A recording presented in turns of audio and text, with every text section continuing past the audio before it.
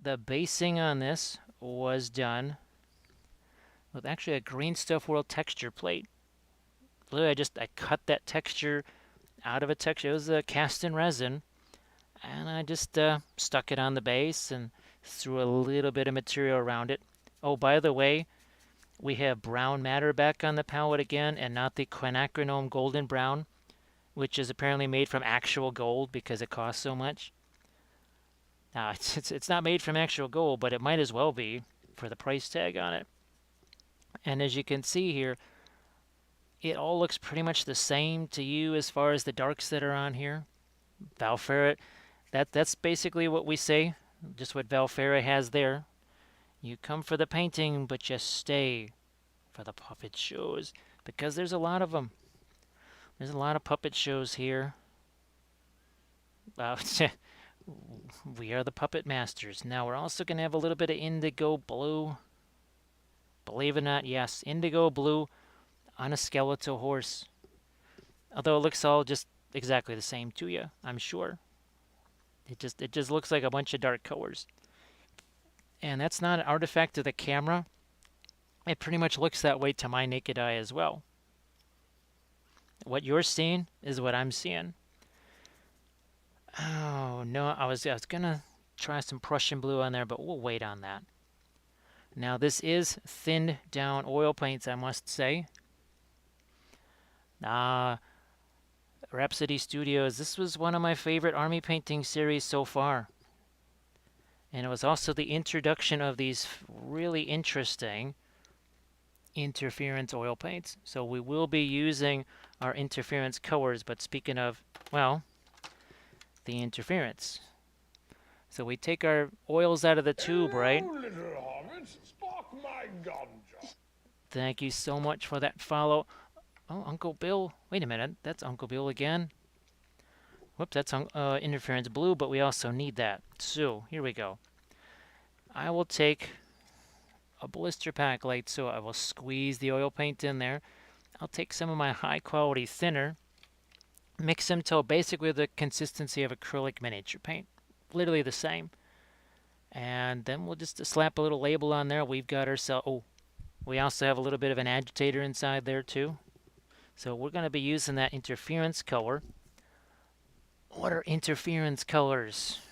This is my newest army painting series. See how that changes color? See the greens and the blues? Look at that. As we rotate, now it's more of a violet and then back to blue again. Think of those color shift paints from Green Stuff World, Turbo Dork, that sort of stuff. That's what we've got going on here. Look at this. See that? That's not glossy paint. That is the interference colors just doing their magic. So we're going to be using some of those same colors on this guy right here. Looks like Rex is working on some non-metallic gold armor. Let's see.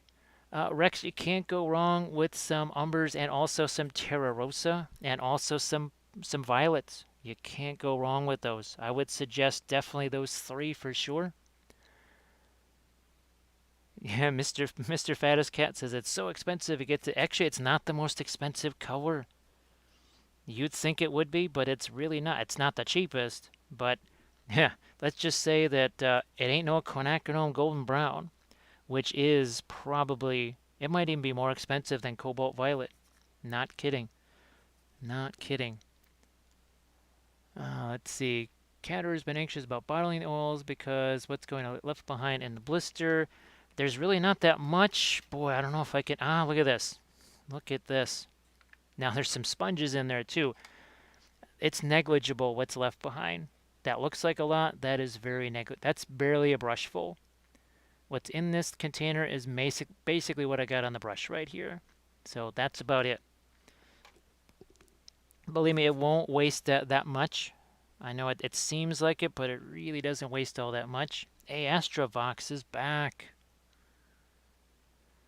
Yeah, Astrovox, we've been doing our usual sessions, our Thursday sculpting session, and then Monday, Friday, Saturday. We've been doing our usuals. But Twitch is very twitchy. Let's see, Rhapsody asks, Oh, do they have them on sale? Oh, I think actually the red is out. I was going to get the red, and I think they're out. Now, if you can look and tell me if they're back in stock again, that would be cool. Now, again, all we're doing is slapping a bunch of dark paint on here. Just slapping a bunch of dark paint. Let's see. Hey, Nessie.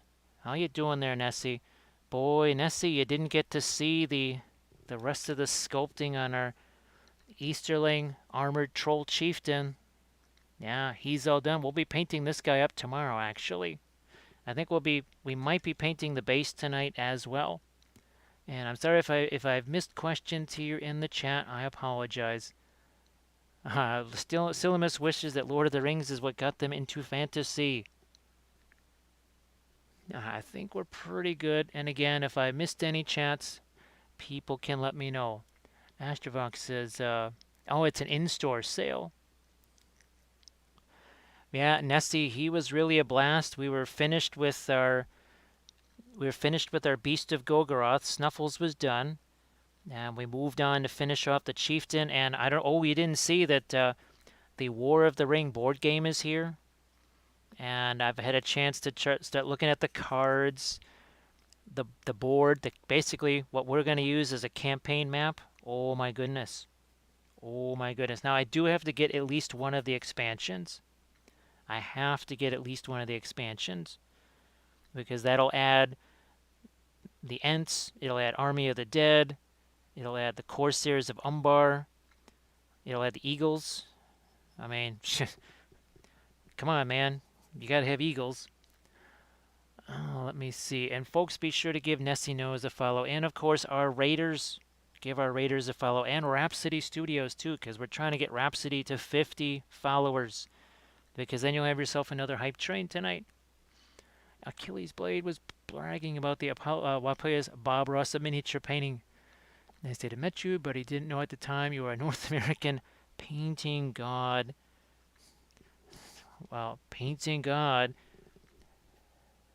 Sprinkles says, I am the only god in this house. I'm a cat. That makes me a god. Worship me. Oh, actually, at a certain point here, you will see me doing something called Film Noir for all the new folks here, and this is what it is. So we're going to take the color away. You notice that you don't see any of the blues or reds anymore? Look at that. The blue and the red, they're the same value. There's no difference between them. All the magentas, all that stuff is gone. We still got shading, right? We still have shading, but as we bring our color back, don't these look like they're a different value than that? They're not. They're just a color difference. So we are going to be talking about this constantly during the entire course of this most likely 6-hour session, maybe 7, who knows? Let's see. Williamsburg handmade oil. That's the interference red. Do they have it in stock? That would be sensational if they did. That would be sensational. All right, we are going to use some interference. Oh. We have another raid by Zachara Mini. Zachara, how are you doing? Thank you so much for that raid.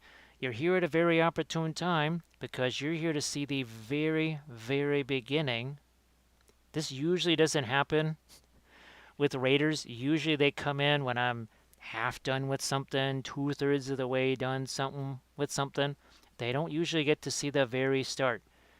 And as the Book of Waffle says, it must be messy before it can be neat. Well, you can't get much more messy than that. Although it is about to get messier. Believe it or not, what we have just set up here is exactly what's going to happen here. Yeah. This Ossiarch is going to start to look like that other Ossiarch right about now, because we're going to take these makeup sponges right here, and we're just going to start wiping off this excess oil paint. Look how much is coming off. People will say, well, why not just do a Zenithal Prime?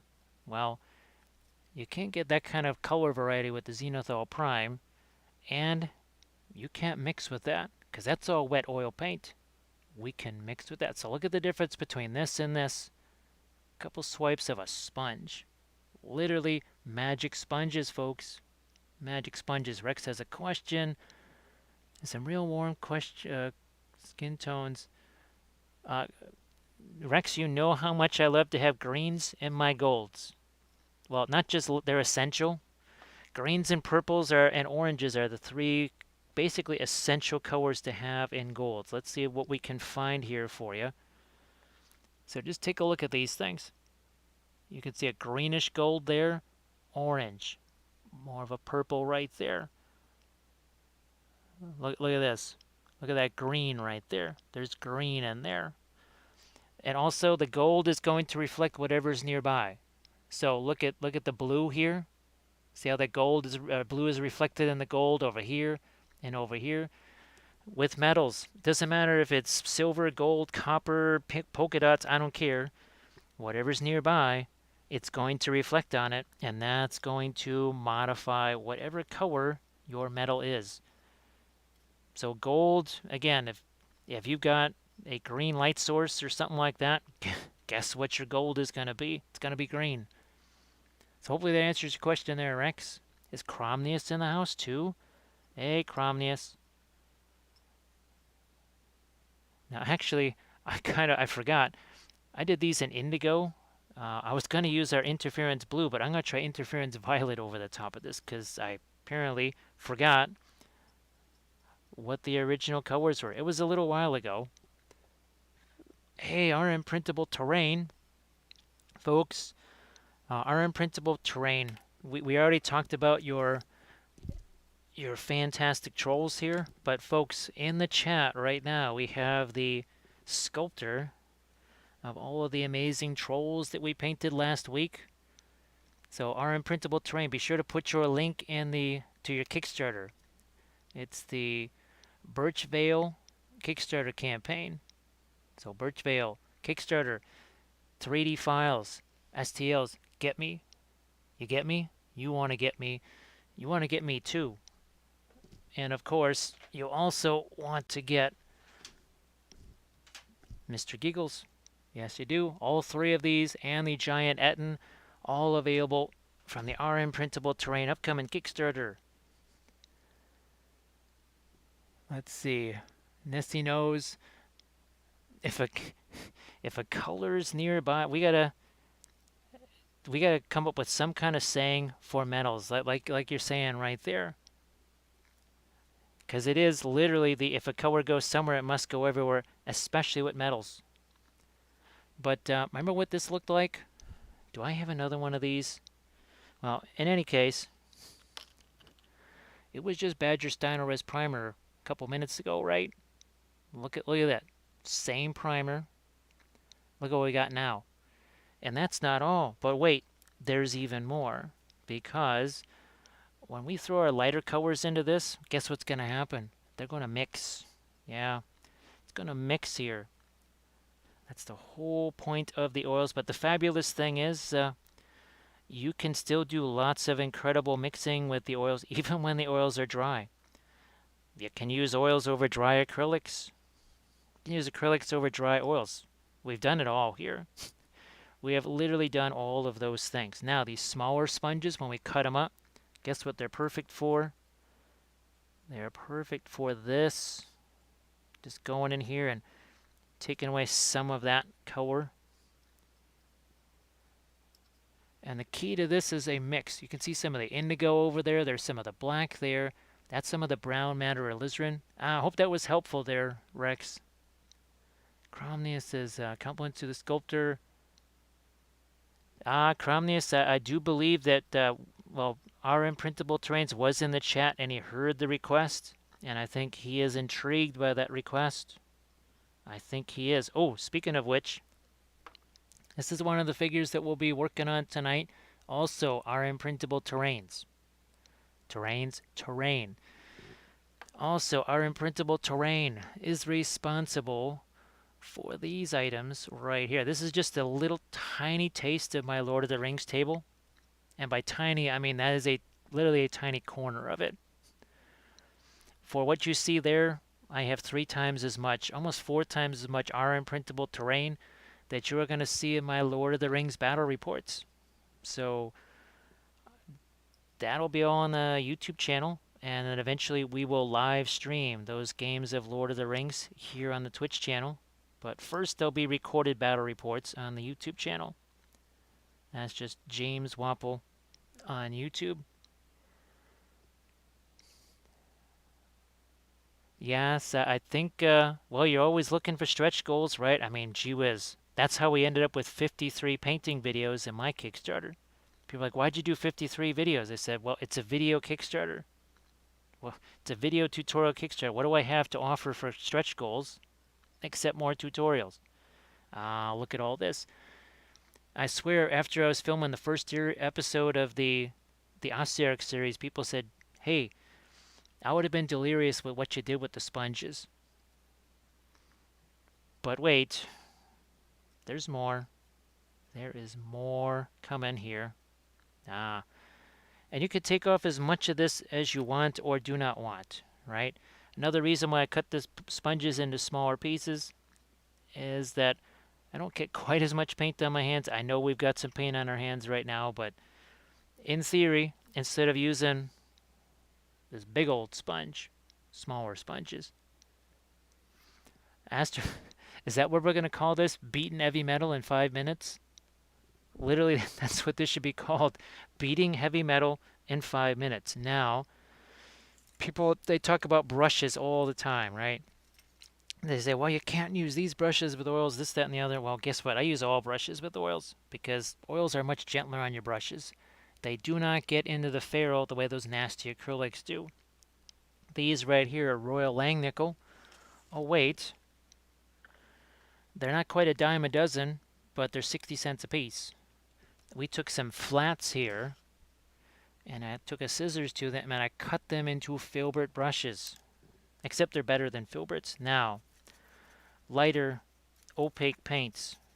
This is where you need to see stuff like this. Okay. See how little paint is on that brush? That's the key to oil painting. If you pile this stuff on there with a shovel, which is basically anything beyond that, well, it's going to take a while to dry. That's for sure. Light brush stroke here. None of this. It's this. Cradle the brush. Do not crush the brush as we welcome in Altered Man. Let's see. So this was the typical pre-glaze, as we call it, printable terrain. And now look at this. You see that wet oil paint mixing in there? Means we got to go back over here. We got to get some fresh paint, maybe even some of our whites in here. But again, very, very little.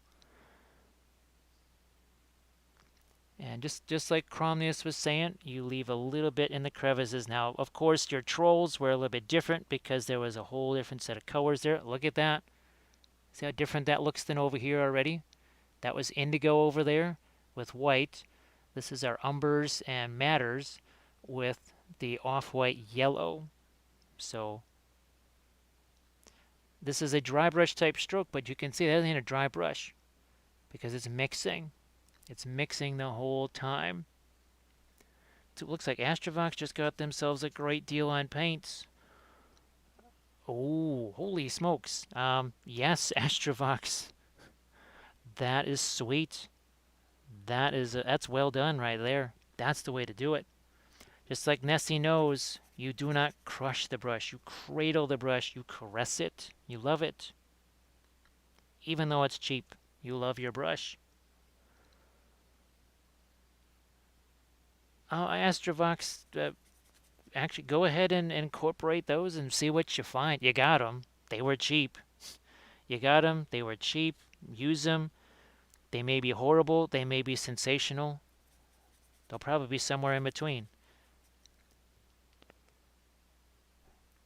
I mean, hey, well, there's nothing like free. I mean, free means, no objections, but you got them practically free. So, look at that. Look at that. But you can see how it's mixing. You can see how it's mixing with the paint in the brushes. Welcome in, Dr. Feedgood. How you doing there?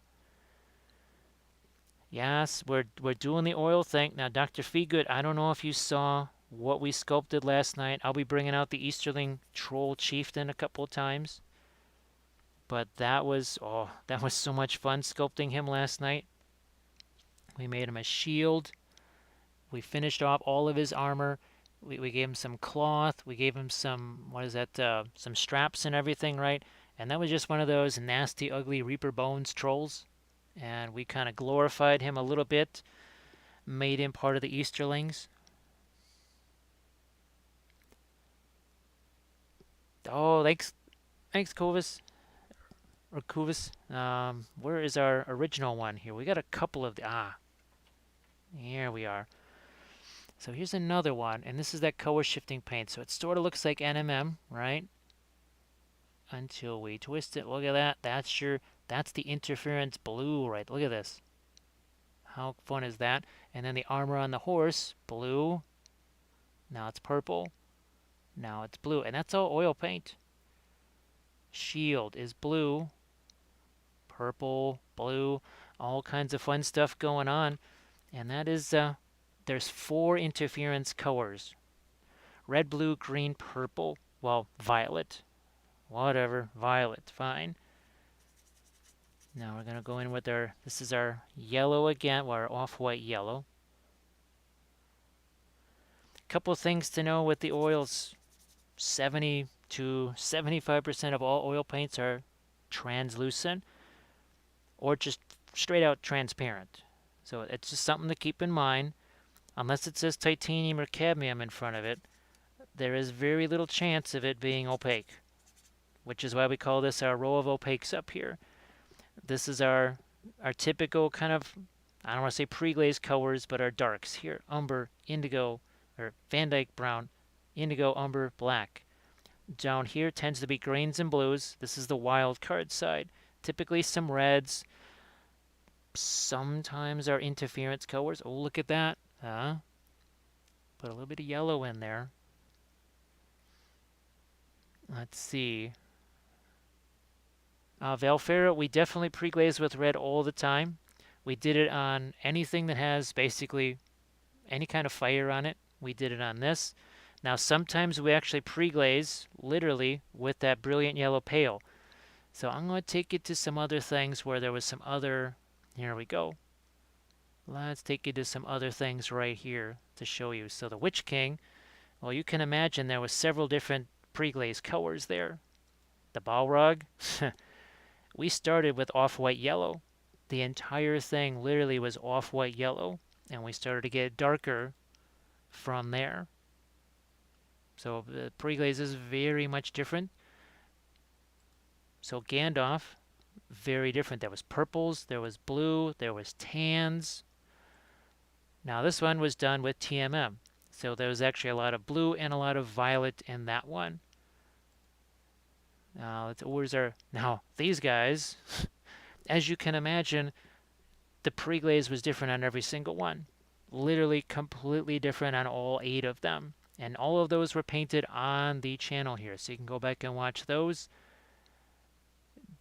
Let's see, let's go back a little bit here. You can also imagine here on our, where's our creature caster stuff? Well, that pre-glaze was a little bit different than what we just did here. As was this.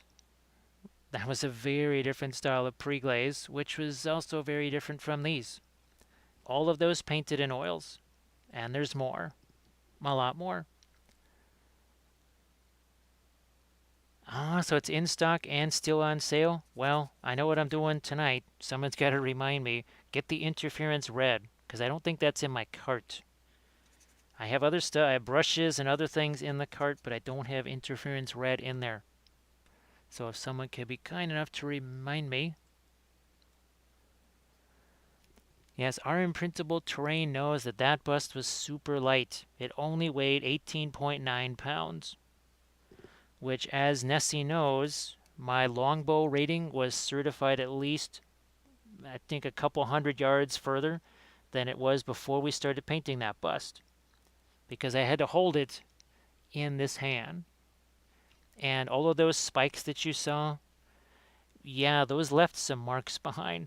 I think we're still trying to get rid of some of the marks that left behind. So look at this. Look at the difference here. Almost like a bluish gray all the way to a yellow here. Look at back to a bluish gray.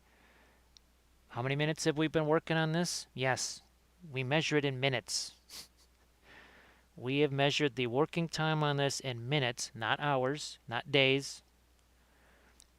The magic of oils, right? And even though this is a dry brush type of brush stroke, right? You don't get that nasty texture on here.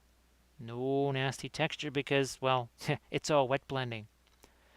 You can't get the nasty texture when it's all wet blending.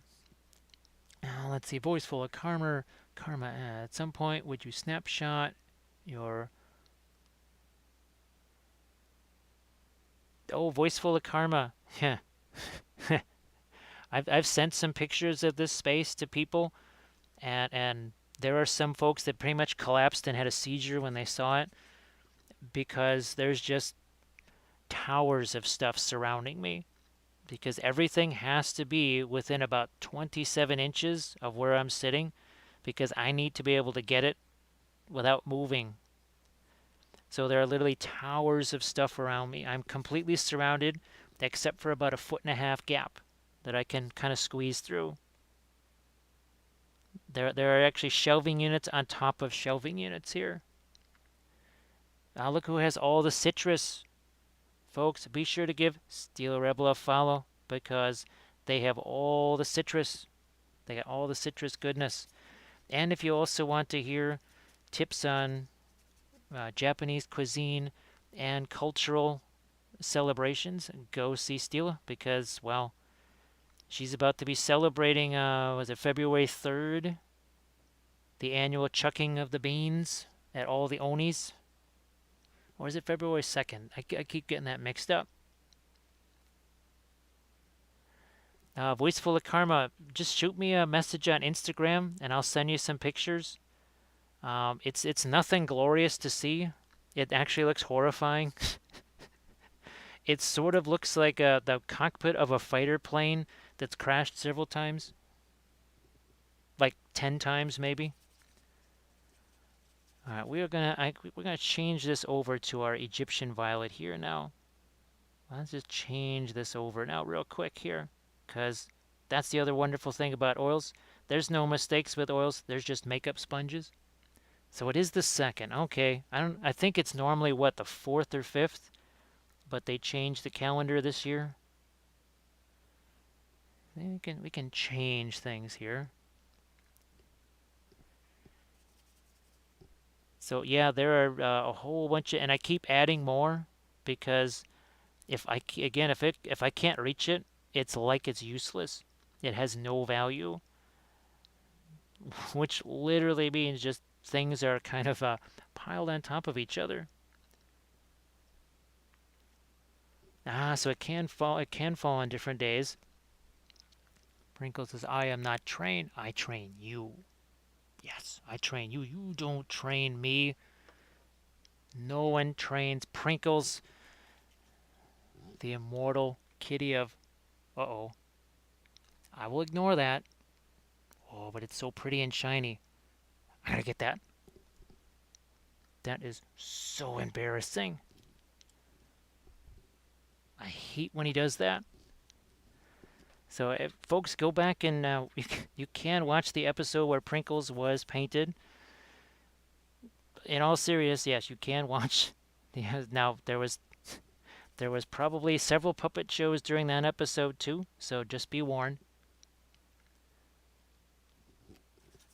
Yeah, see, Queeze has it right. Prinkles is in charge. Prinkles is in charge of your life too. You just don't realize it yet. Actually, well, Armored Wolf, that there was a part of me that thought maybe you might name the new critter Prinkles. That could have been interesting. Very demonic, but interesting. All right, so we're just shifting the armor now to our Egyptian violet, and now that Steel is here, we can talk about staining colors. Like, what the heck is a staining color? Well, you saw how some of these were real easy to wipe off. A color like Egyptian violet, it's kind of like Prinkles. It's got a mind of its own, and it says, "Huh? You think you can merely wipe me away with your weak makeup sponges. See how much that stays behind?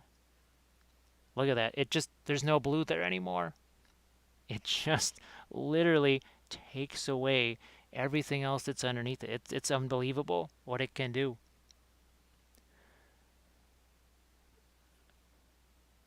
Pragmatic Shark, it's a little bit of everything for the most part.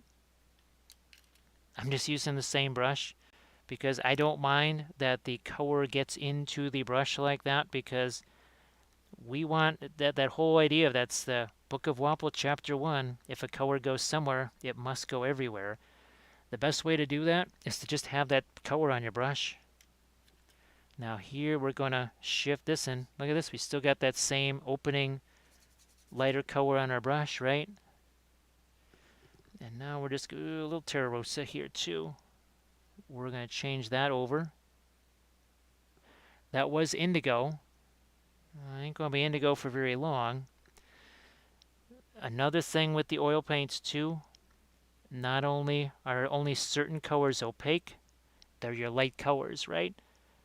With oil paints, when you thin them, you don't dilute them.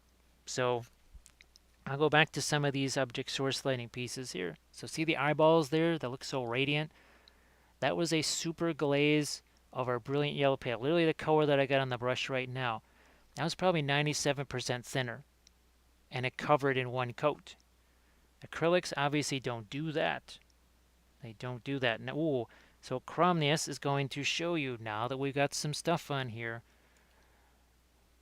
the film noir. Now, look at this.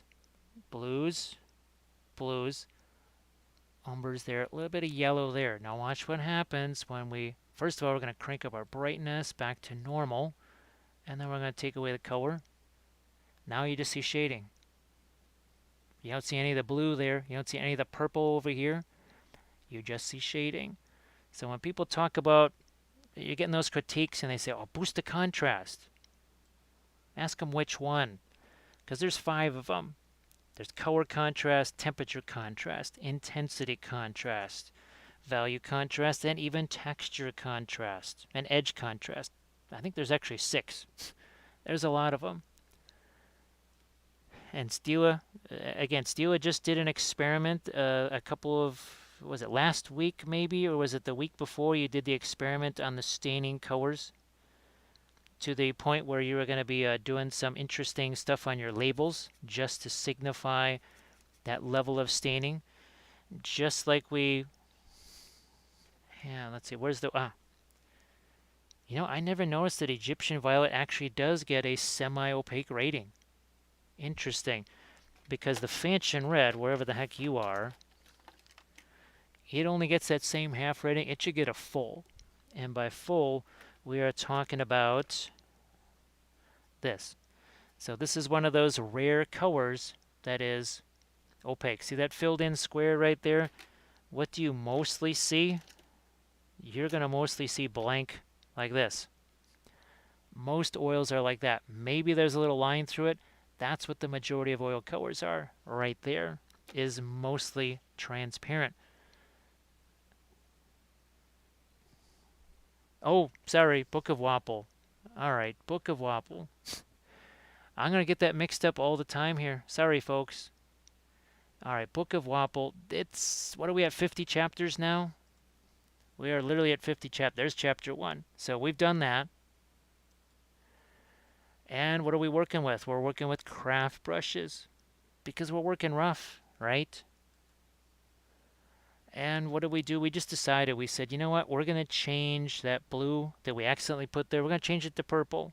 We decided, we did it. And speaking of decision, you got to decide to get on that boat if you want to discover things. You're going to see this. We're going to talk about this a lot. I've seen people trying to go directly to white. Highlight like crazy, right? Highlight, highlight, highlight. Yeah, not quite so much. Because if you just keep making things lighter and add no shadows to it, you have no contrast. Astrovox, you can, let's see, maybe Stila has some Instagram pics that she can direct you to. But you can also just check out her streams. Now, Steela, are you saving your streams as highlights? Because you can do that. All right, now, to complete the change over here, this is another thing we're going to show you here. So we got the umber. Let's respect the umber a little bit. Oh, and Steela, the brown matter is back out on the palette here because we want to see how close it is to the quinacridone golden brown. Now, if you're going to do a glazy thing, I'm going to thin this down more. We're not painting this out. We're just literally touching the brush to this. That's all we're doing. That is the extent of what we are going to do here. We're just going to touch the brush to that, maybe even a little bit more of our thinner. It's not quite a traditional glaze, is it? Very different. It's glazed a little bit different in some of these other areas too. That is one of the chapters of the Book of Wapo right there, Altered Man Art. Because Burnt Umber was one of those colors that kind of was forsaken for a while. I just saw it as it's just a pre-glazed color until we realized that it was fantastic as sort of a late stage. Ah, look at that. Look at, they're just doing some more glazing with their umber right there. So once we realized that there was more to the umber than just that pre-glaze, we said, you must respect the umber. Now, cobalt blue, as it turns out, is the umber of blues, because this one here, we just, I couldn't find the phthalo blue. We put some cobalt out there, and we did a bunch of glazes with it here, over here, all of this, these mushrooms here, that's cobalt blue. All of this stuff here, again, cobalt blue mixed with a little bit of our green. Cobalt blue in his face. So literally that color came back from the dead. That was a color I hadn't used in months. Literally in months. And we apparently have to respect the cobalt. Because it just demands it. It demands our respect. Now, Rhapsody Studios repeats the Book of Wapo to themselves. All right, here let's also respect some of the brown matter. And you know, that really is an awful lot like the quinacridone golden brown at a third of the price. Now, glazy time again. Look at this. All I had to do was just touch that there, and the capillary action. You think contrast paints have capillary action? Yeah, that's the oils just kind of look at that and laugh. They say, "Huh? How sad for you. That's your capillary action, huh?" Because the oils can trounce that capillary action. Literally trounce it. Look at that. Look at how it's just traveling. It can actually just defy gravity. But the best thing about oil glazes, because you're not using water, there's no watermarks. Yeah, you don't get any watermarks. Hey, Sakaya. How you doing, Sakaya? So we're darkening up some of the bones here too. We're not going to lose the indigo that we got over there. You don't want to lose that. Don't want to lose that at all. We're also going to let some of that Egyptian violet just have a chance to sit here for a little bit. Take even some more away. Now, what did we do for the Fanchon Red? Fanchon Red. That's another one of those. Here's our Fanchon. That's another one of those Williamsburg colors that we kind of discovered by accident. So, Sakaya, how are you doing? Boy, this one's almost empty too. Now, again, the little agitator in there is really important. That's why I can still actually get some stuff out of this. If it wasn't for the little agitator in there, yeah, that thing is almost empty. Let's see. Hey, Bonhomme. How are you doing? Nice to see you again. Welcome back. Fanchon Red. Also, a bit of a dry brush. But look at how this is just going to blend here. You see that violet that's working its way in there? So just imagine how long that blend would take you. This is like an airbrush style blend that took how many seconds to do? Took seconds to do that. Gonna hit it over here too. Now you can see this is purposely, I'm letting that color mix with what's already there. If I didn't want it to mix as much, I would just keep going back and get more fresh fanchon red to throw on there. Now, do I need to make it any lighter? Yeah, I'm going to actually throw a little bit of our off-white yellow into this. Kind of give it a little bit of a pinkishness. But Hama's been streaming 5 hours a day for teaching. I was just going to say, wait a minute, do we need to tell people to give you a follow? But, well, there are people that follow you, but they get in trouble if they don't. I'm glad you're doing good there, Sakaya. Glad that you're doing good. So just a hint of that here. I mean, it's the easy button. Does it get any easier than what we're doing here? I don't think it does. I really don't. You can't get much easier than this. I'll throw a little bit more of that light color here. Maybe we'll do one last round of pink here. And you can see we're not doing anything different with the brush. Oh, also, we are not cleaning the brush all the time. Because if we have a bunch of thinner in this, all of this stuff ain't going to happen. It's all going to get wiped away. It's all just going to get wiped away. So we do not have a lot of this. We have, again, less than the cap of this jar. Half of this cap is several days worth of thinner for me. Thank you so much, Svetlorgor, for the follow.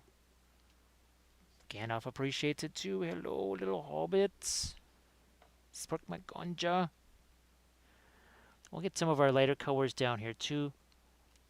But as you can see, I mean, we've had 3 raids or 4 raids in here. We've been talking about a lot of different stuff. And we started the stream 57 minutes ago. And this was... It was just primer like that. 57 minutes ago, even with everything else that we've been doing here. So again, just saying. I'm just saying. Now here's somebody you can follow. This is Cosplaying Kitten. Cosplaying Kitten does miniatures, does graphic art. So be sure to give Cosplaying Kitten a follow. How are you doing? I hope everything's going good. And speaking of cats, I hope that the cats are doing well.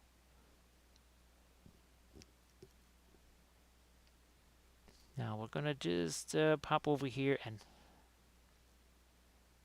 get a little more of this.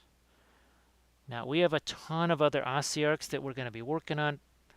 We have been doing other streams with our Ossiarchs right here. So you can go back and watch this one. I think we did this one in October right here. I think we have another one that we did in October. I think that was this one right here. Yeah, there's another one right there. So again, part of our Ossiarchs, you can see we've got all of our transitions here. Right, like so. And the oils really do make it easy to do lots of quickie blends. So we're going to be doing some more Banshees, I think. These are the Von Trapp family Banshees because they wear drapery, apparently. Drapery and upholstery. So all that freehand was done wet into wet with the oils, but look at all these smooth blends right here. That's all just wet into wet, and it doesn't even have to be wet into wet. Even if all this was dry, you could still put this over just as smooth, right over the top of it. Because just there's so many things you can do with the oils that you just can't do with any other material. So look at that nice little transition right there from the dark Egyptian violet all the way down to that kind of a magenta-y color right there. Lighten this up. I'm going to put some Prussian blue in a couple of spots here.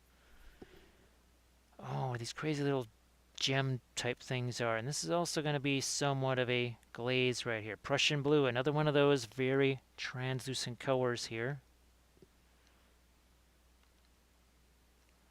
All I did was I just touched it a couple times. If that was painted white or something like that, you would actually have what looks like very much a painted gemstone, like in no time. Just something to think about. I'm telling you, you'd be amazed at what can be done with this stuff. Ah, Numbskull, welcome back. How you doing there? So Numbskull, I took a look at the Highland miniatures, right? Or is it? Yeah, it's Highland. I was thinking it was Highland Games, which I suppose, yeah, that's a valid thing. But I think their current, they have almost kind of like Empire style, kind of knights and that sort of thing. Which I don't know. Do you think those could look pretty interesting, maybe for Arnor? I think those could be potentially kind of interesting for some Arnor stuff. Now, what do we do here? We grabbed some of our opaque lighter colors. Now we're starting to get to the smaller brushes, right? We use the big old filbert brushes, but one thing we always have on hand. Let me see if I can find my ye old blending brush here. We always have one of these guys around. Here we go. So it's just basically it's a cheap, soft brush, no paint on it. What are we going to do? We're going to do a little bit of blending over here. Blending also kills some brush strokes. I could see some brush strokes right here. I don't see those brush strokes anymore. Brush strokes over here. Brush strokes are gone. So blending brush, you're going to see that a lot over the course of the evening here, because again, we have a lot of stuff to paint. You'll be seeing it tomorrow too, because, well, we're going to be painting a lot tomorrow. Another place where the oils save you time. You saw I just slapped a couple of lighter colors there. There's no layering with the oils. You slap a lighter color there, you blend it with something. That's all it takes. So Numbskull, yeah, Twitch on the phone for me is a disaster. I mean, it just never seems to work. I have no idea why. I have to keep getting out of Twitch and going back in. So again, we're going to throw this here. Blending brush. Move it together, right? Let's see what we can pick out here. So, some lighter stuff on the helmet. And this is an off-white, by the way. It's not actually just plain old white. We'll make that more of a bone color too, but I'm just I'm letting it mixed with the Egyptian violet there. I don't care. Doesn't matter. Can always throw a little umber glaze over the top of it so we can respect the umber. And like I was saying earlier, believe it or not, the oils, they are far gentler on your brushes than any acrylic paint will ever be. Because acrylic paint, look at this. You see how there's no paint in the ferrule of that brush? That's the metal part here. If this were acrylic, and I know because I was just painting with acrylics yesterday or the day before, no matter what I did, there was acrylic paint all the way to here. It's the nature of acrylic paint. It's thicker, and it just gets down into that ferrule, and it dries immediately. Obviously, the oils aren't going to dry immediately, so they are very much more gentle on your brush. Oh, look at this. That is your brown matter mixed with a little bit of the off-white there. So that's another color that the only reason I haven't used it in a while is because the jar just, I was using it so much. We used up all the paint in the jar. We were painting so much cavalry with it. And I just never got a chance to refill the stupid jar. It's the only reason. The only reason we haven't been using the brown matter. It has nothing to do with its valuable or its value as a color or anything like that.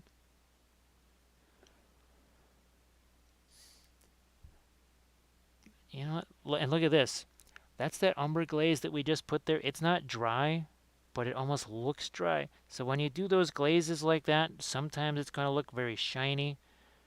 Well, it's only because it's really, really wet and very liquid, and it'll lose that kind of shiny wet look really fast. With oil paint, some colors do dry faster than others. Cadmiums and usually titaniums tend to take longer to dry. Earth tones, not so much. Sometimes reds and blues, especially blue, those like your ultramarine and some of those other colors, those can actually maybe take a little longer to dry than some. Just chuck some more of our lighter colors over all of our little skelly friends down there. How about we throw some yellow into this now? And you can see how much lighter we can go. That's not even white. That's not even off-white. That's just cadmium yellow. And as you can see, that's very opaque now. You also saw we just slapped a bunch of dots of it here because I want to take the blending brush. Gonna do that. Yeah. How many layers would that be with acrylic paint? How many layers would that be?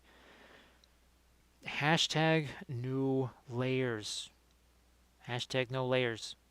Why layer when you can do what I just did? Why bother screwing around with just layer after layer when I can just say, you know what? Yeah, I'm just gonna pop some of this kind of yellow here. Just literally like that. Let's get ourselves to get our blending brush here. You can see that hard edge around there.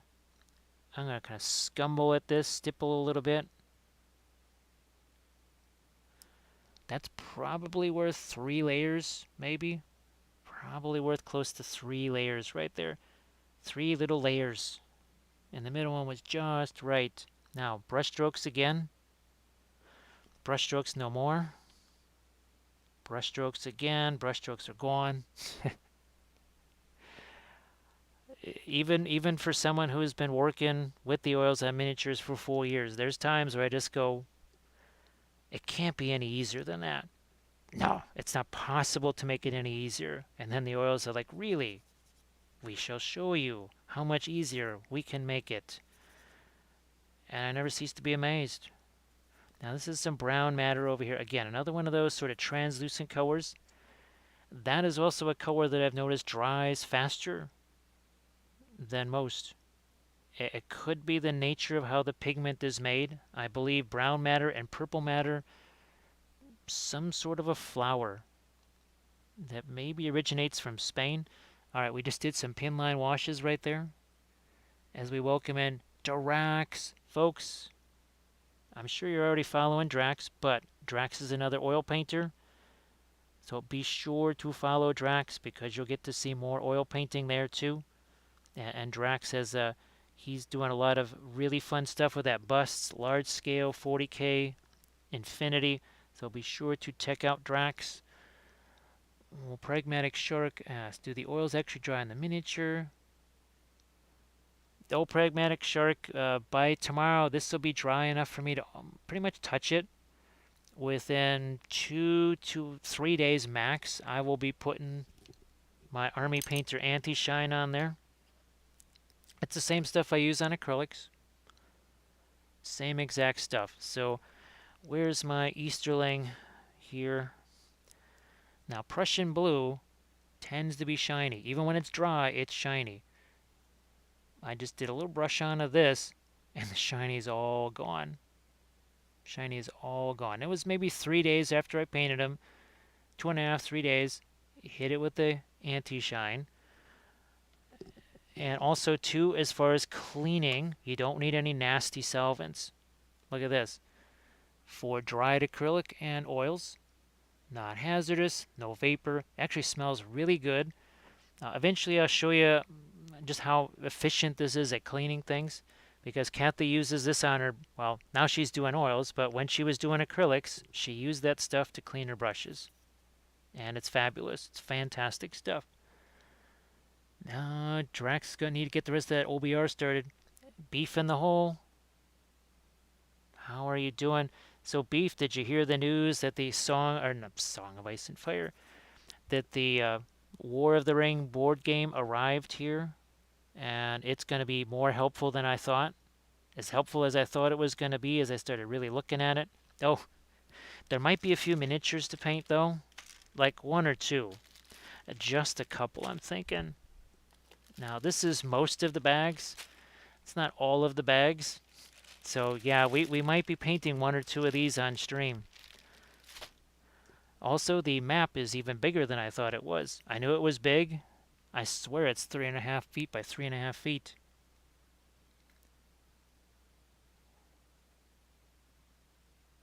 Just like Astrovox is saying, that's going to be two-dimensional painting. And that's something we have done here in the past. So, I mean, let's say that was oil paints right there. That was acrylics, but if that was oil paints, that could take days to dry. Now, I also, well, let's see. At some point, I definitely want to repaint this with oils on stream. That was done with acrylics, but if I paint that with oils, some part of that painting there is probably going to take 3-4 days to dry because we're not thinning those. When I do things like these charts right here, and this is something I advise that you try, some of these charts can take days to dry. As you can tell by fingerprints and stuff, sometimes these can take days to dry. So this is obviously unthinned oil paint right out of the tube here. So I definitely advise that you do stuff like this where you take your most common colors and mix it with one common color, if that makes sense to you. Oh, Bonholm, I've been using it for 4.5 years. Let's see, where is my... What? 1 second. Yeah, these guys here and this. So that M18, I used the brush-on anti-shine over that 4 years and how many months ago, and it's still just as good today as it was over 4 years ago.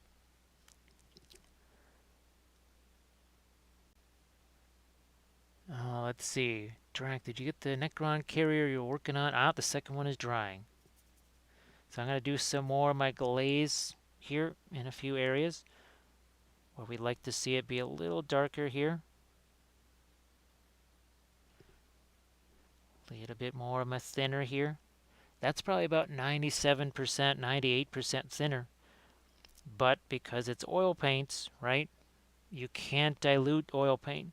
You can thin it, you can't dilute it, which makes it really fantastic. I know it sounds weird, like what the heck does that mean? Try them, you'll find out, and you'll be like, oh, that's really cool. So say we just made that darker again. How about we take our blending brush here? It's not just for that. See, I just took some of that away. It's dark and it's also smooth again. Astrovox, almost got every medium Gamlin makes. Astrovox, I have no mediums here. I was never big into those with the acrylics, and I never have used any of them with the oils. So yeah, no, outside of just the thinner, that is all I use with the oils. So yeah, nothing with mediums or anything like that. Just basically paint and thinner. That's it. That's all we're using. Even when I was doing 2D painting, I didn't really play around with any kind of mediums or whatever. It was pretty much just paint.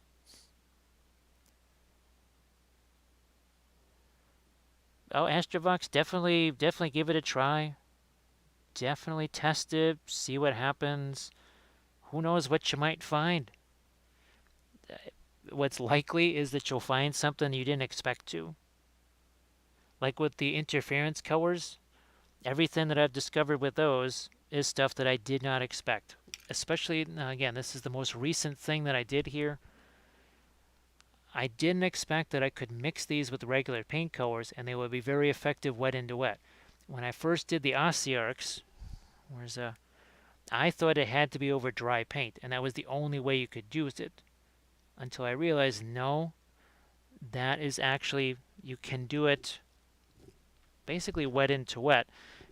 I also learned that the interference paint works much better thin down than it does out of the tube. Who would have thought? Astrovox, now which ones did you get? Because so far the only usable oil metallics I've gotten was the one Gamlin thing.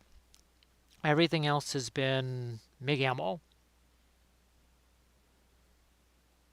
Everything else has been MIG ammo, so you'll have to let me know what you found if you tried some of the other Gamlin oils as far as the metallics go. For me, I don't really need the gold or anything like that because I'll just take my yellows and umbers and other things and I'll just mix it with the silver and make my own golds.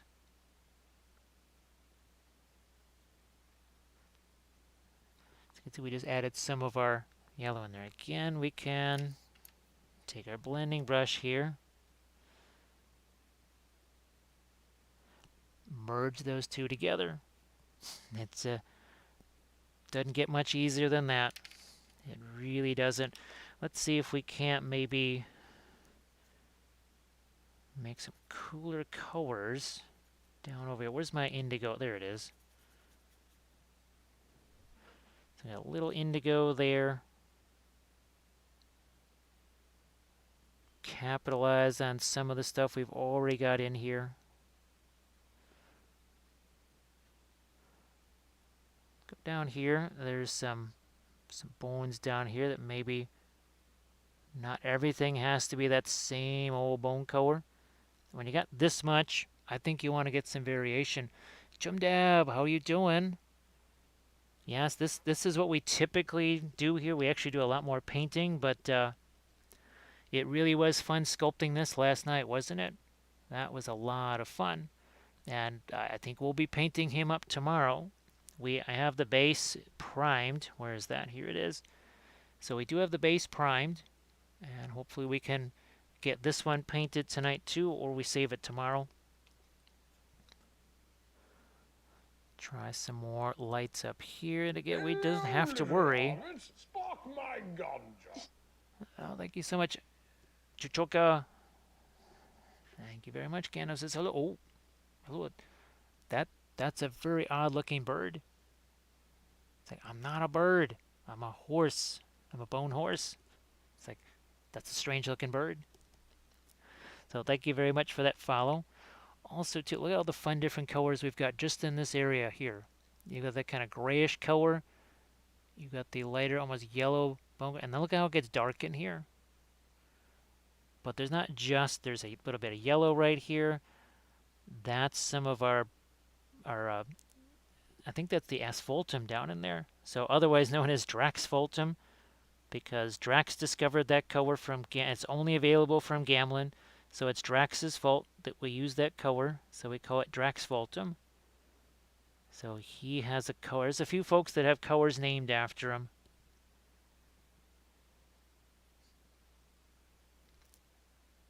So the idea of the indigo here is just to create as much variation as possible. So you can see there's some of the indigo in there. We just want as much variety as we can. There's some indigo again down there. There is also indigo here. So like you were saying, right?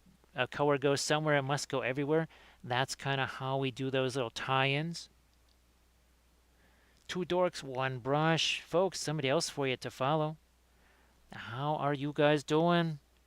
I think I got to see your stream, what was it, 2 days ago, right? I think I was, I was making supper here, and I think I was able to hang out in your stream there for a little bit. So how are you doing?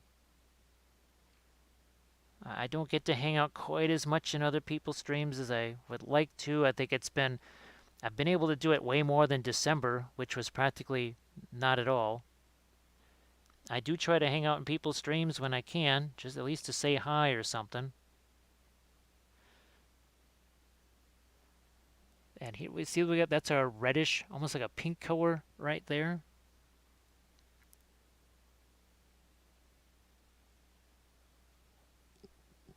Drax, I've been moving all of that furniture around to make room, not just for the printer, not just for the gaming table, but also for the War of the Ring table. Because again, all this came in. the character cards, the action cards, the action dice, all that stuff came in. And we're starting to come up with some adaptations basically that way so that I can use those aspects of War of the Ring as an AI and sort of a campaign director for our games of Middle-earth SPG. And I think that's really going to work well. I think that's going to be really sensational. I'm just going to make sure here that the nice and thin down here. And look at how much lighter we can go. That's how much lighter we can go. You thought that was the lightest light we could do? This is not even white yet. But look at how easily this covers. Look how easily that covers. Again, with the oils, your light colors, they're going to be your most opaque. They're going to cover like crazy. This ain't acrylics.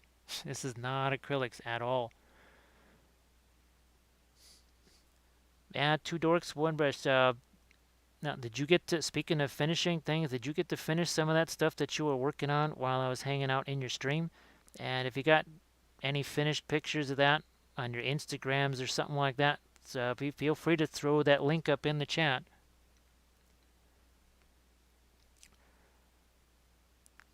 Oh, Drax, I've seen a bunch of the playthroughs just the same way I learned bolt action and stuff. And it's actually gotten to the point where I can be seeing a game going, uh-oh, they shouldn't have done that. That's not going to go well for them. But that political track is huge because you don't just start fighting. Whereas if I was going to do it with the very simple GW campaign rules, it would just be like, it would be like a game of Risk, but with Lord of the Rings. It would just be like, oh, look, they're building a bunch of units over here.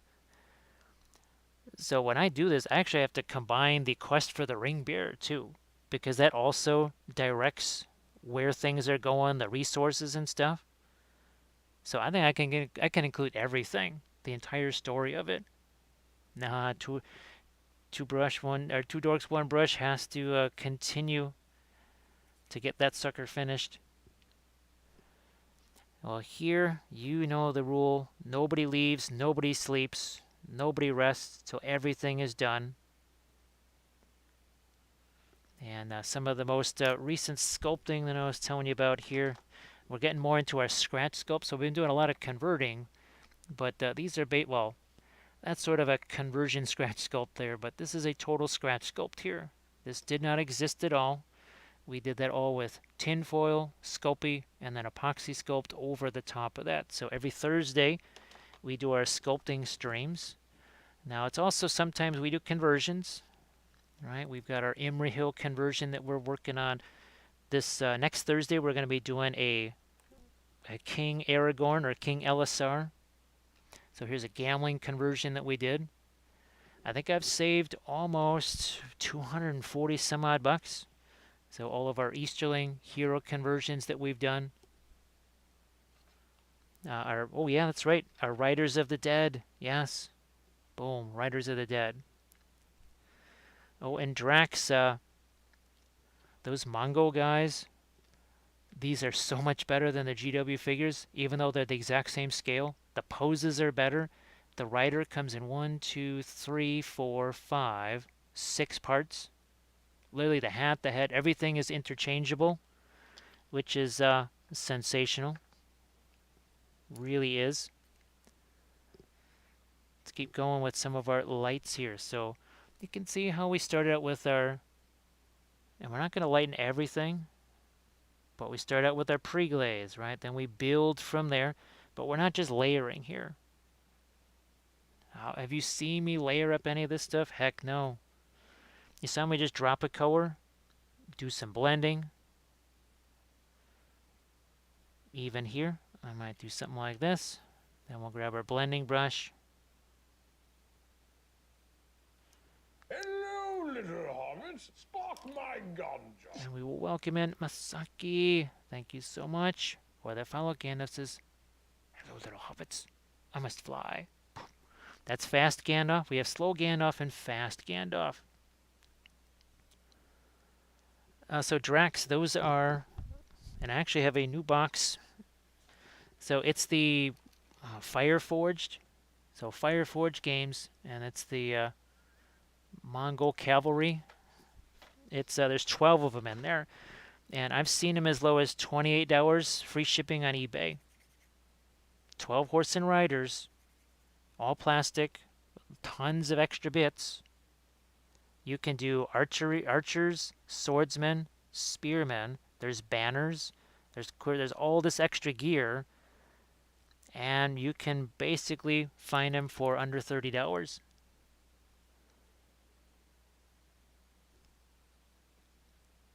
Actually, our imprintable terrain is asking the chat if they want to see a hag to go along with the river troll. We did paint a hag that was done by somebody, I think it was back in October, and people really loved seeing that hag, so I'm going to say they'll probably say yes. I'm thinking they're going to say heck yeah.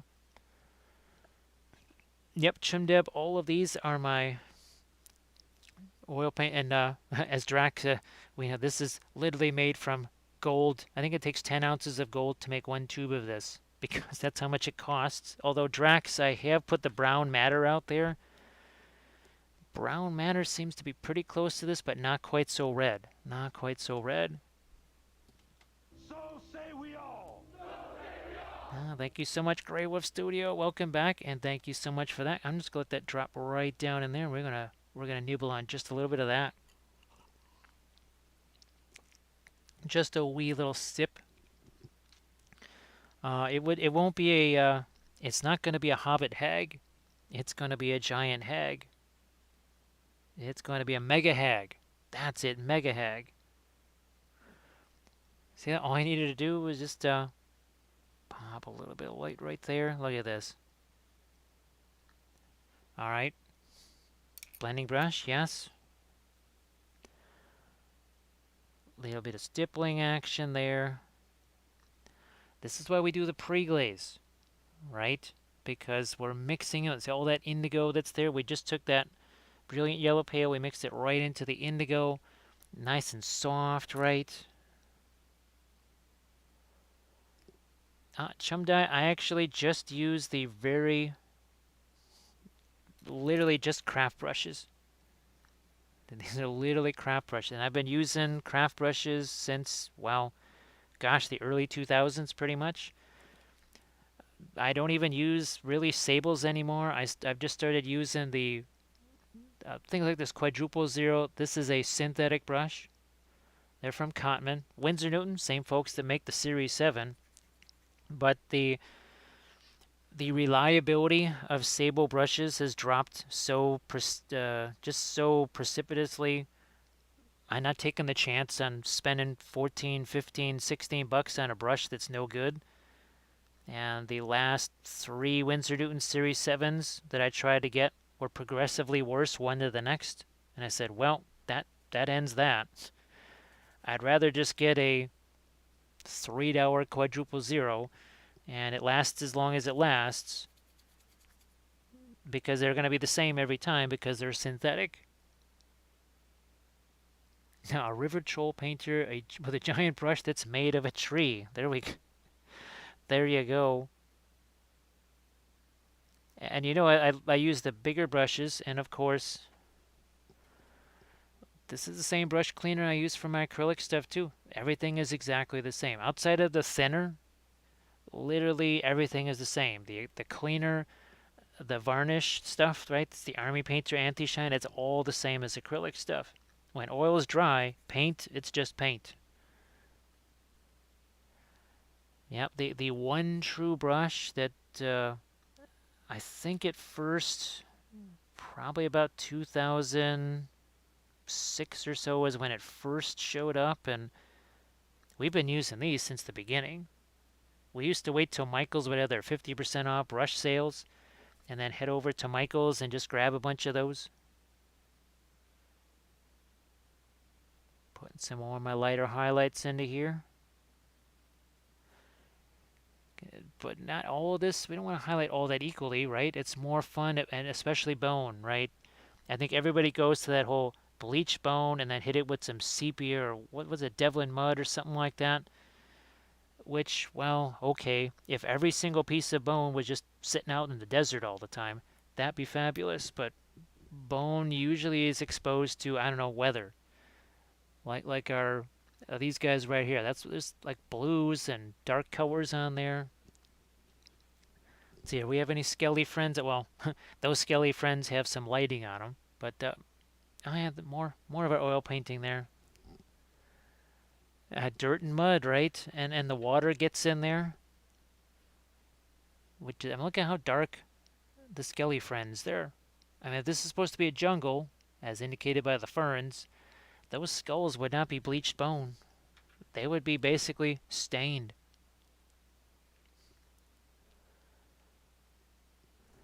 Uh, Here, let's keep going, adding some more of our highlights to some of these upper reaches now. Is that okay? That's bone, but that's the helmet right there. I'm trying to, and oils sometimes require a bit of patience and timing. It's just like with the sculpting, right? Just like with epoxy sculpt. Don't be hasty, little hobbits. Don't be hasty. Because if you get hasty, that's when you start getting the mud. Because last night there was some conversation about folks that were getting some mud, and that's where you go a little bit too crazy with the blending. You get a little too excited, and the next thing you know, you have yourself a result you were not wanting. Yeah, Chumdub, we used to, heck, when I was doing watercolors, it was everything was Series 7, everything was Winsor Newton, super expensive. But that was also in a time where those brushes were top notch, and I've tried, just ask the folks who know me. I've tried all kinds of different sable brushes, and they last about 5 minutes, and I say, well, that's not terribly useful. I'll just go back to my craft brushes and my Cotmans, because those are going to have more use for me. If I have to cradle and coddle a brush just because it's like, oh, I'm afraid of paint, it's like, you're a brush. You should love paint. Why are you literally running away from paint? That's not what a paintbrush should do. And well, stuff like this, you can imagine painting something like this is going to require that you're kind of rough with the brushes, just the fact of getting paint on this thing.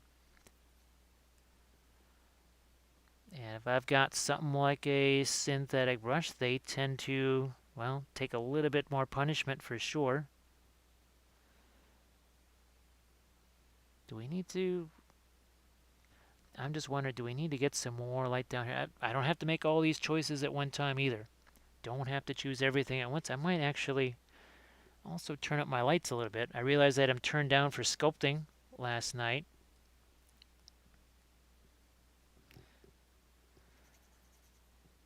I'm telling you that I've just seen brushes call it quits after a few brush strokes.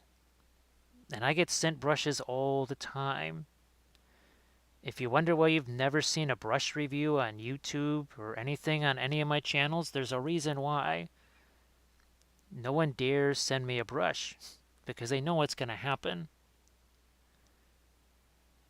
I've had companies just on a Zoom call or Google Hangout back in the days, and I'll show them what the craft brushes can do, and then I'll show them what their brushes can't do, and I'll say, so this brush cost me 27 cents. How much does yours cost again? And we saw the difference in what the two brushes can do. And they'll just kind of say, well, we can't really compete with that. And I'll say, I don't think so. Back to our lights here again. Look at that. So there's maybe 3 layers there. But there was the initial pre-glaze, right? Then we kind of hit it with our filbert brush. And then now we're starting to just go in here, adding a few genuine lights here and there where we need them. Oh, near his left foot on the horse, is that, oh, is that over here, I think maybe it is? Or did I, did I have it this way?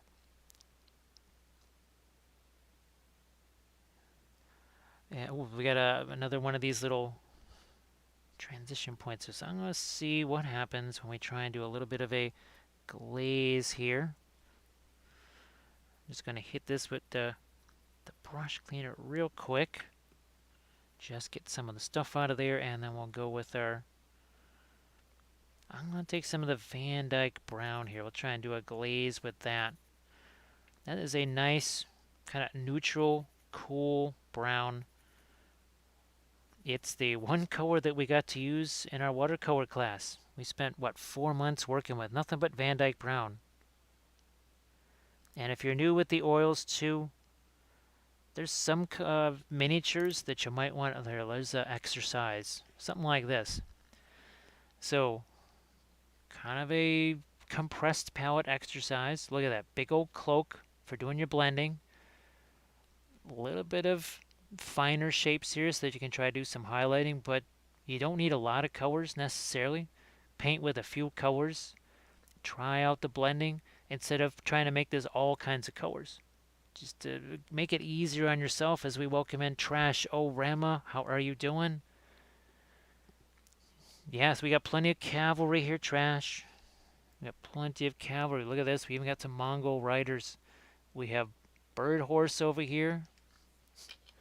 We got all kinds of fun stuff we're going to be working on.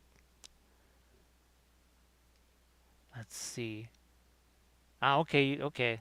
Yeah, that's just a pre-glaze right in there. That literally is just a little bit of pre-glaze. Spark my ganja. As we welcome in T-Tox. Thank you. So speaking of cavalry, he's like, wait a minute, what's going on with that? Shaft, that's a one weird horse. That is not a relative of mine. Let's see, when did this officially become the cavalry channel? Was it before all of the Rohan stuff? Was it basically when we painted how many units of Dothraki Cav? Nessie? I think it was 5 units.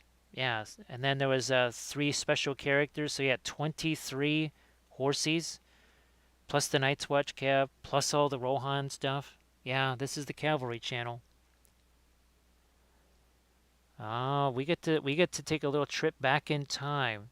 Now, we have had conversations here. Oh, this is the skull thing. That's it. Okay. Talking about it's, and sometimes we can't look at our old projects because we just basically want to cry or weep or just wail because we realize how easy it could have been. So back in the day, this was a little side project back in 2014. It's not actually the whole army there. That was before I knew about oils. Probably 2 years maybe before I started working with the oils. Most of that is converted massively. So even these guys right here, that's where I learned how to use the tin foil and green stuff together to make the barding on those Tomb King's horses. This was also the first use of the fluorescent paints. And now we're going to get into some of the scratch sculpting because almost everything you see on that top level, that was sculpted from scratch. So speaking of epoxy sculpt, the Colossus on the right, the Hyro Titan on the left, all of that epoxy sculpt with some green stuff details. The carrion birds, those sphinxes, all that stuff sculpted from scratch.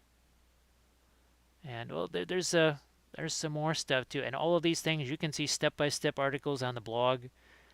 They're not videos, but they are step-by-step articles. That was the army that came before the Tomb Kings. So Valfera, are you talking about the acrylic or the oils? So the oil paints are made by Marion Street, and they're pretty effective. Now, if you're looking to get them outside the U.S., that would be a little more difficult because Marion Street, they don't ship outside the U.S. anymore.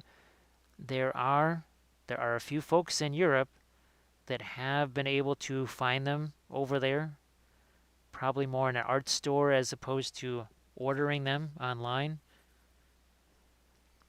They're not, with the oils, they're not quite so essential. because with oils you have these things called cadmiums, and you have these other really intense bright colors that you don't have with the acrylics. So you don't necessarily have to have the fluorescence. your that's was that the stupid phone? I bet you that was the stupid phone revolting against you and not doing what you wanted it to. Happens all the time. Now, maybe we can start to figure out, okay, with our interference stuff here, and maybe we'll take a little different approach here. So let's get our interference blue. Let's get some interference blue out here. Altered Man has a huge Tomb King army. Altered Man, yes, well, I sold all of that stuff, even the sculpted stuff, because, well, we kind of needed the funds, but also it was kind of not doing very much here since it got Tomb Kinged. It got Sigmar'd, which, getting Sigmar'd pretty much mars you for life. Now, that doesn't really look like a whole bunch there, but this is the thing that we learned. You can mix it with other colors. So we just mix that with our phthalo blue, or sorry, Prussian blue here. And all of a sudden, that's going to get, look how spicy that just got. Look at that. Let's see. Steel is still looking for that brilliant yellow pale. Well, Steel, you'll have to let me know how that quest works with the lemon yellow pale you were saying there. Now here, if I want that to be over the top of that purple, I'm going to, obviously, if you want to use it in the more traditional sense, you would want it to probably be over dry Egyptian violet. But we're going to try and work this over the top here. But I can only do a couple of strokes. This was the thing I learned the hard way. Only a couple of brush strokes here, that's it. And then once that, see, you can still see a little bit of the purple there. It's going to shift back to the purple again. It looks similar, and it's opaque. Does it have a full square? Hopefully. Because it seems, I'm pretty sure that the Williamsburg Brilliant Yellow Pale, well, it has to have a full square. There's no doubt about that. So this is definitely an approach that I learned from doing my army painting series. I think it was Army Painting Series 19. Yeah. So part of my Patreon page. So folks that are new here, I do all kinds of video tutorials. Hundreds of them. Not kidding, because I've been doing video tutorials since 2013. And if you sign up for the $15 Army Painter pledge on the Patreon page, I will send you an email with links to close to 700 hours now worth of videos. Let's see, I just uploaded my 12th video this month, and they are on average about 2 hours long. Or no, 11th video. So that's 22 hours. It's probably more like 23 and a half hours.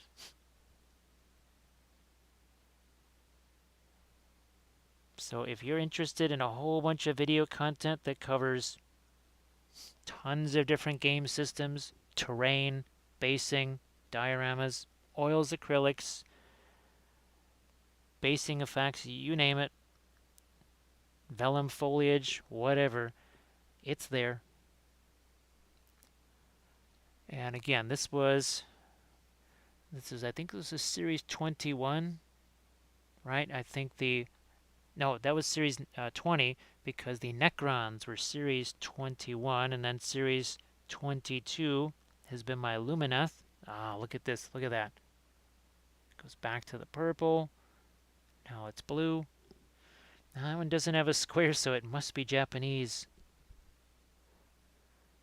So this is a Cotman 000, I think. Yep, 000 right here.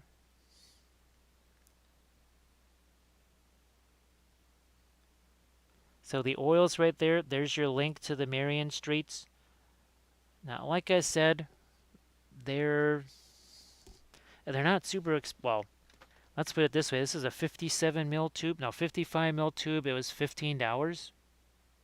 That's actually cheap compared to, well, geez, we've seen 21 mil tubes be $40 of other paints. So it's not all that expensive.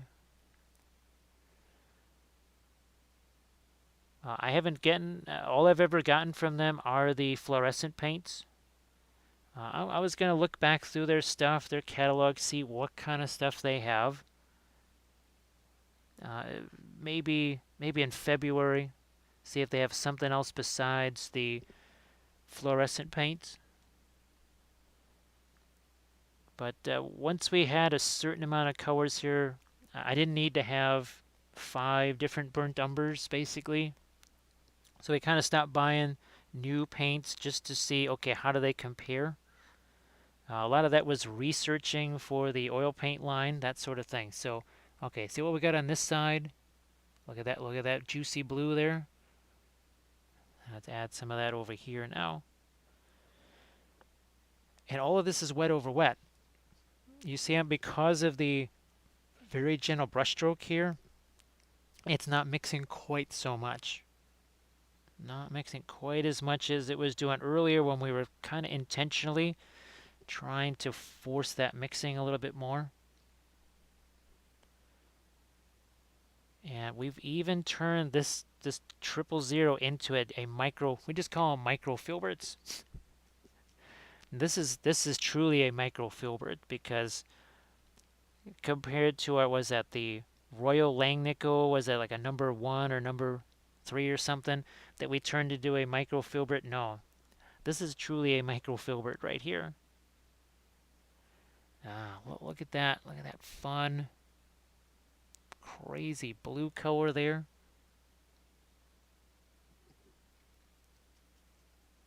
Valfera, that, well, yeah, Williamsburg Egyptian Violet. It's in the Book of Wapple. Here, let's do a bonus Book of Wapple, and I'm pretty sure it's one of our newest chapters here. It could be. Is it this one here? No. There. Nope. Wait a minute. Oh, it might be chapter 50. It might be this one here.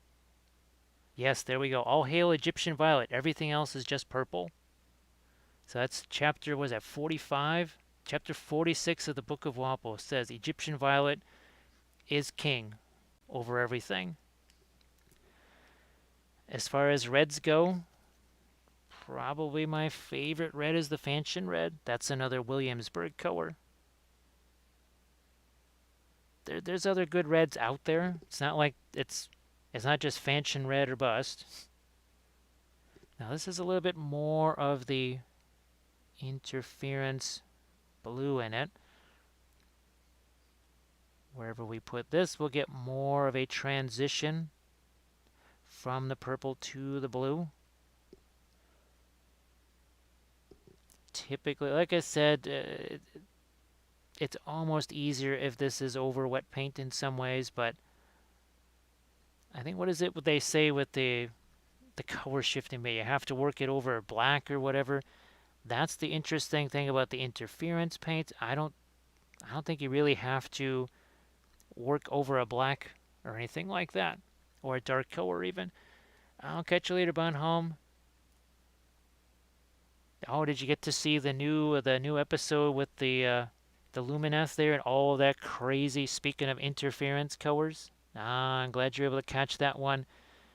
Obviously, I'll be doing the next episode of that, and then we're also going to try and do another Dark Sword episode using the MIG Ammo oil brushers, because I haven't used them in months, and it will be an interesting exercise to go back and try those again. So that's something to look forward to for next week. Mini Grinder Studio, boy, Drax and Steel and I, we've been trying to figure out what the heck is different about it. What is there that's so different about it? But other people have used the two of them, and they notice there's a difference. Now, because I guess the Williamsburg paints are handmade, maybe the grind is a little bit different, a little bit better. We can't really, we haven't been able to put our finger on why is it just so much more intense than everything else. And also, yes, hello there, Mini Grinder. So the three of us have been trying to figure out what's going on. Why is it different? Now, Egyptian Violet also costs a bunch more. Well, that's kind of every Williamsburg paint. But then again, handmade. So you can see how that really starts to look at that. See how that changes as we get those opaques, or the sorry, not opaque, but are very not opaque. I always keep thinking of it as a color shifting paint, but it's not, because it's just interference violet or blue or red. It's not like the color shifting that has like the two colors. Okay, this is kind of like it's this color until it's not any color, as opposed to your typical color shift paints, which have essentially two colors in them. This works differently. But I did realize that you can mix them, especially with intense colors like Egyptian violet, Prussian blue, those type of colors. Hey, JS Twitch, how you doing? Well, let's see. I'm not quite sure how effective they would be on the really small cav stuff. If there's, well, I know there was talk of a 28 mil version or something like that of cav. They would be especially effective there. And the tiny little guys, if you're painting a ton of them, could maybe save you some time. That's for sure. You could probably do lots of interesting glazy things. Alright, here we're just gonna get a little batch of our Prussian blue over here and mix some of our interference with it. So JS Twitch, how are you doing today? Happy Friday and all that. Valfera, they're just two different colors. It's not a matter of better. It's ultramarine blue and Prussian blue are very different. One is very red. The other one is more towards the green. So it's kind of like more like what's better, red or orange?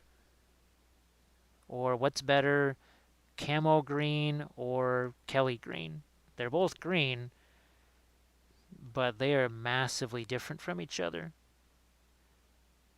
Now, Prussian blue is way more of an intense color than ultramarine blue. Ultramarine blue, it's not going to make that much of an impression. I'm glad you're doing good there, JS Twitch. Oh, let's I didn't even realize that. Speaking in here, Egyptian violet. So this is what it does so well. It can just it just dominates. I mean, it just absolutely dominates. Now, going back to this one here. Now, I wish I had some of the ones from episode 3. But what we did first was we put quinacridone magenta down, then we put purple madder, and the last color we put down was Egyptian violet. And then we started doing the wiping away of things. The Egyptian violet actually combined with all the other colors and actually sort of dominated those, which was exactly what I was looking for. But see, there's the interference blue. That's interference green up here on the top of the symbol. See, more interference blue. That's the interference violet mixed with blue right there. Yeah, the ultramarine, it's in a lot of starter sets, so it's you'll see it a lot. You will definitely see it a lot. Now I'm going to take some of the interference blue. I'm going to mix it with the indigo. Mixing that with indigo, and let's throw that over here now. Maybe a little bit up there.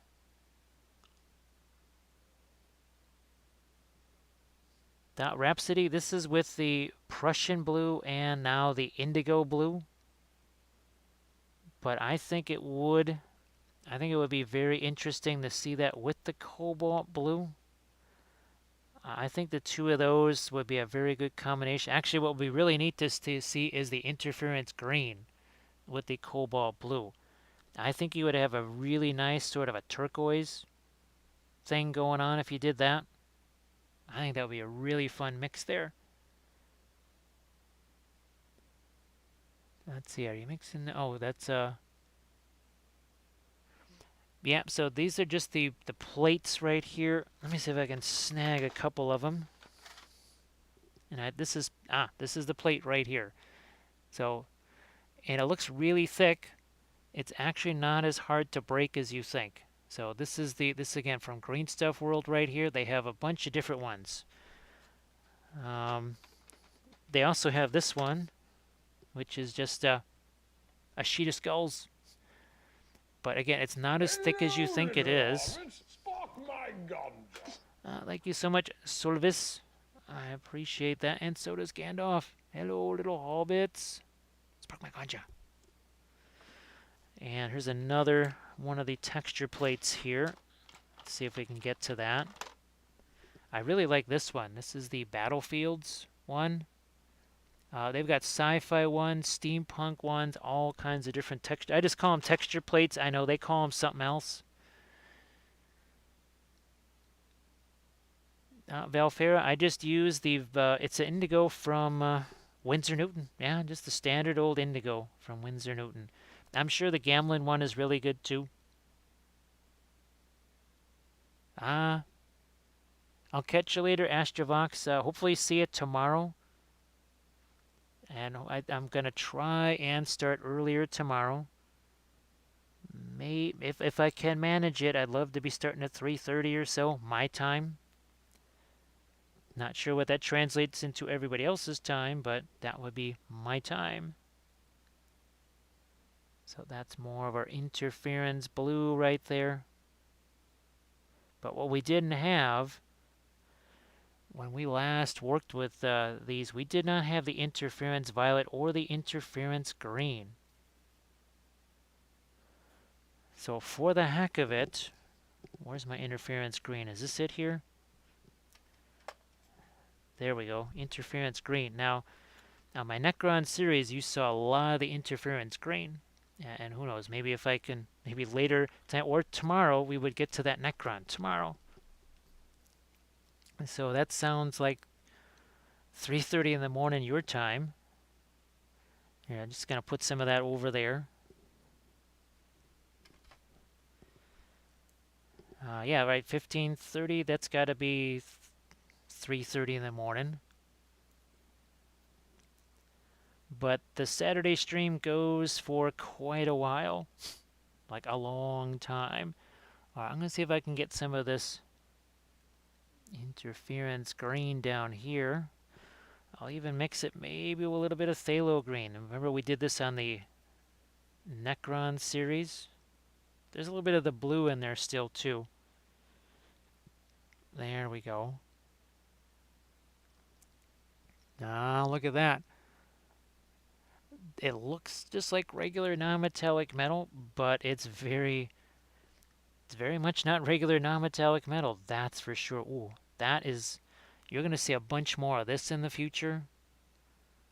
Actually, my whole entire Galadrim Elf Lord of the Rings army, I think I want to do something like this. I think I want to make those elves be quite these sparkly elves. Why not? But it can still be dark. That's still a pretty dark color right there. Uh-oh. Rhapsody just got their first international viewer. They were from Poland. So, folks, let's congratulate Rhapsody Studios as we go noir. So you haven't lost any of the value here, right? Value's still there. But as we bring this back, let's go back over to this side now. Let's bring it back, like so. Bring you back there. Look at that. You can see a little touch of that green that's in there. I'm going to see if I can get some of that on the top now. Yeah. So this is another one of those things where sometimes you got to try stuff more than once. Because, oh my goodness, I had no idea how to do this. The first time I used these paints, I had no clue what the heck to do with them. I had some ideas. That's about it. And I'm sure I'm going to learn a whole bunch more. That Necron series taught me more. Every time I use these, I learned something new. And you can think about stuff. You can converse about stuff. As the Book of Wapple says, you can think stuff. Whatever. Doing is better than thinking. Just do stuff. You will learn more from doing than you will from just thinking about doing something. Hey, wolf woman, how are you doing? She's going to lurk mode. Let's see. My interference paints get here Wednesday, and Rhapsody cannot wait to experiment with them. Boy, Rhapsody, I'm telling you. I like them best when they're mixed with another color. Because, wow. Oh my goodness. I don't even know if it really shows up here. This is unbelievable. This incredible, not metallic green. It's more than a metallic green. See if this, look at the intensity of that. Because what's a phthalo green? I mean, you don't think it get much more intense than that. So what I'm going to try and do maybe is actually throw some of that on these guys. Up here, some of the gemstones maybe. Yeah, that looks way more interesting now. Again, I just didn't know what the heck to do with this stuff. Now we're going to also shift this over towards the green here. When that dries too, you won't have the wet shininess of it there. So that's your indigo, there's your Prussian blue, and now phthalo green, all mixed with different interference colors. Art of War painting. I just gave the follow there. I promise I'll write it down this time. The brand of interference oils. So they are from Williamsburg. There is violet, red, green, and blue. And tonight we're definitely going to order the red because that's the last one we got to get, and then our collection will be complete. Now, there are some other interesting things that they have as well. I'm going to see if I can find it here real quick. I've gotten this, and I've used this as basically a highlight for TMM. So it's metallic. I know it doesn't look metallic at all. It very much is because where did she go? There she is. So this one here, a lot of the metal highlights on there, that is actually the iridescent pale or iridescent yellow or iridescent white, whatever the heck it's called. But that is the iridescent there. So those actually are kind of interesting too. Back to this insane phthalo green mix. I just absolutely love that. Wow. This combined with the blue here. I don't know, you might be seeing some of this on the Elf, on the Lumineth series too. We might be learning a whole bunch of stuff here. Now we're going to actually let that green go into the blue there too.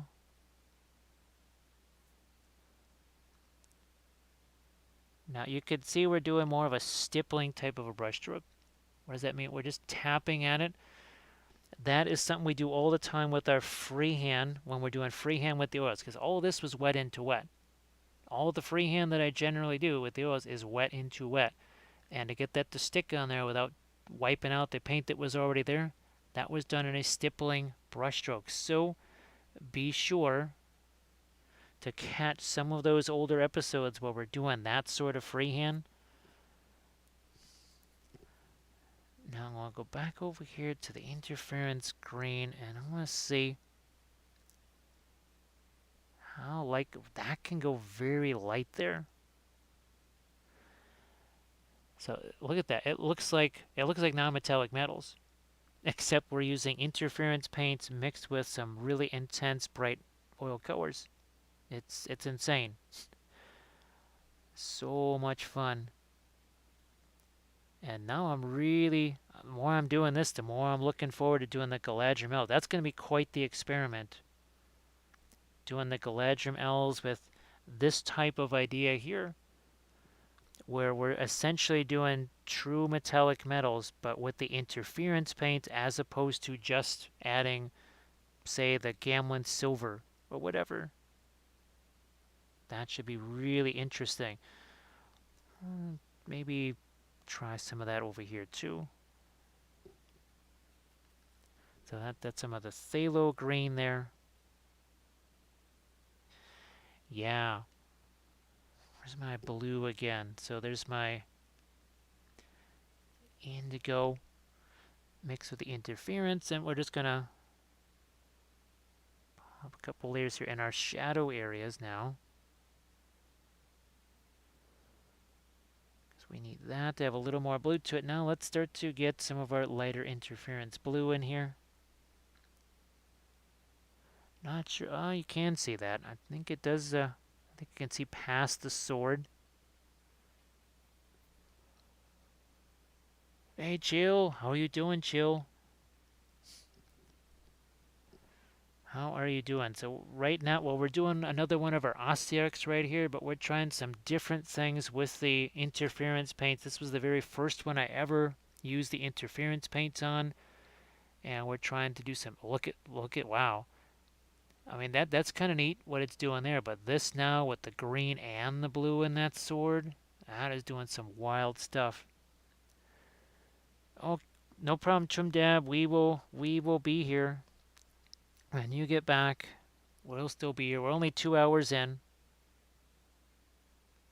Just 2 hours in. We're going to try and get some of our lighter interference blue in here too. So I really have a very different opinion of just what you can do with the interference colors now after seeing what we've done here. Piggybacking on to what I did with the elves. Yeah, this is why I do the army painting series, is so that I can try crazy new things like this, like the interference paints. Just bizarre stuff that I've never ever used before. Have no idea what it's going to do. Try it out. Go, maybe that didn't work there, but, well, maybe it'll work for this. Or maybe it does work. I maybe wasn't using it in the best way possible.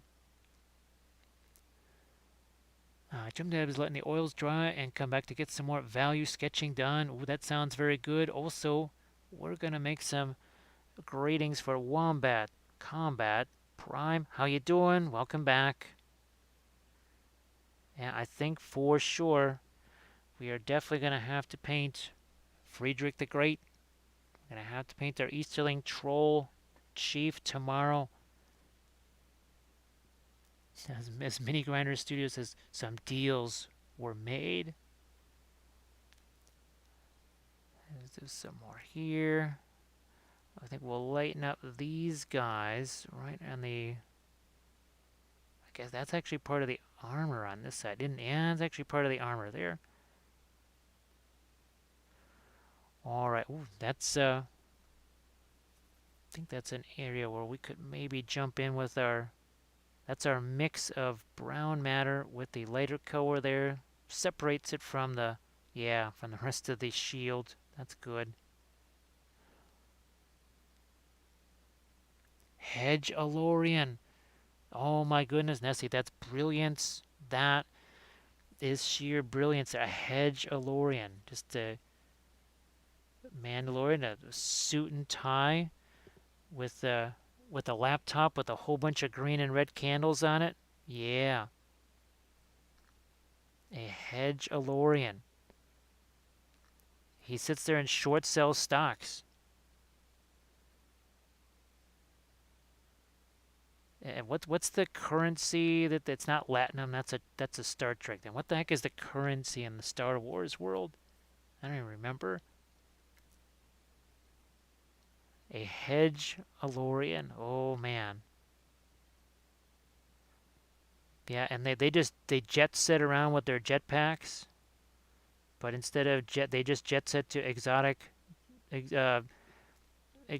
places that have no tax laws. I think that's where they all go.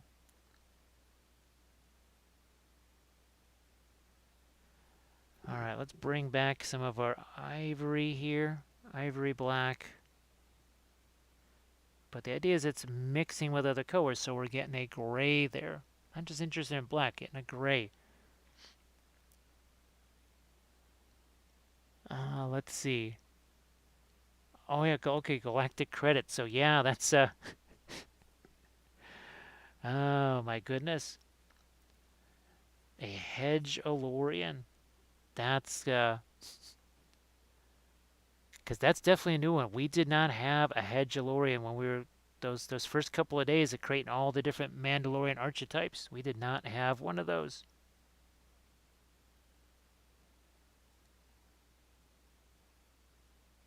I'll make that even a little bit darker, but as always, I got my blending brush on hand here. Now, too, there are going to be times where you say, oh man, I got brush strokes there. Sometimes, if you're patient, give it a little bit of time, then go in with something like a blending brush. You'll get rid of the brush strokes without just completely annihilating what you painted there. If you do it too soon, that's going to be more likely. You don't want to be doing that too soon. I'm going to take a little peek here. I'll actually mix some of our lighter color with the Egyptian violet. Where you at? I mean, Egyptian violet is so intense it can overtake titanium white. That's how potent it is. Zechariah, how you doing? Welcome back. Yes, we've been saying that this is what, about 2 hours 15 minutes now of effective actual painting time. From, as you know, just primer to this. Oils, so many things that they make easier. In a world that wants to make everything as difficult as possible, literally the simplest things as difficult as possible. So much for technology. How's about going a little old school with some oils and making things easy again? Oh, Rise of Myths, did you get to see the interference stuff that we did on that? So that is actually interference blue mixed with Prussian blue here. This is interference blue mixed with indigo. That is interference green mixed with phthalo green, and same down here on this bottom section. It's, oh man, it's just unbelievable stuff. Spectacular stuff. Deuce found out the power of Egyptian violet. Yes, Deuce, I would say that and Fanchon red with a little bit of white in as your pre-glaze. Now, I do have some Slanishi stuff here. Well, actually, heck, I could just do it on some Creature Caster stuff because that's like Shmanishi, right? It's sort of Slanish without being Slanish, kinda, sorta. So maybe we'll just take some Creature Caster Slanishi things and do the old Egyptian violet slash a little bit of our Fanchon red mixed with white. So see now, doesn't take very long for that stuff to emerge, does it?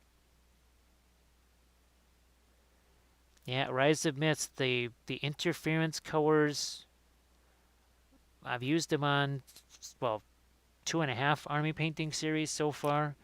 And especially here, this is the first series where I had 3 of the 4. And this is the Egyptian violet, or there's Egyptian violet all over here, but that's got the interference blue.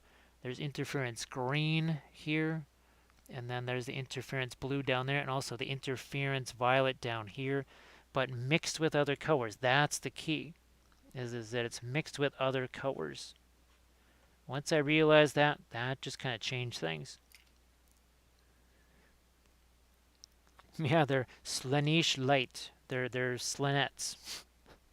They're almost sorta, not sorta Slanish. So, I mean, look at that cloth. You could almost count the brush strokes that we used to make that entire cloth. I could see people taking hours to do what took minutes, and it wouldn't be that smooth.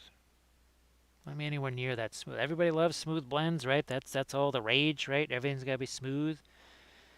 Might as well do something that makes that task a little bit easier. At least I'd think you'd want to. Could be wrong.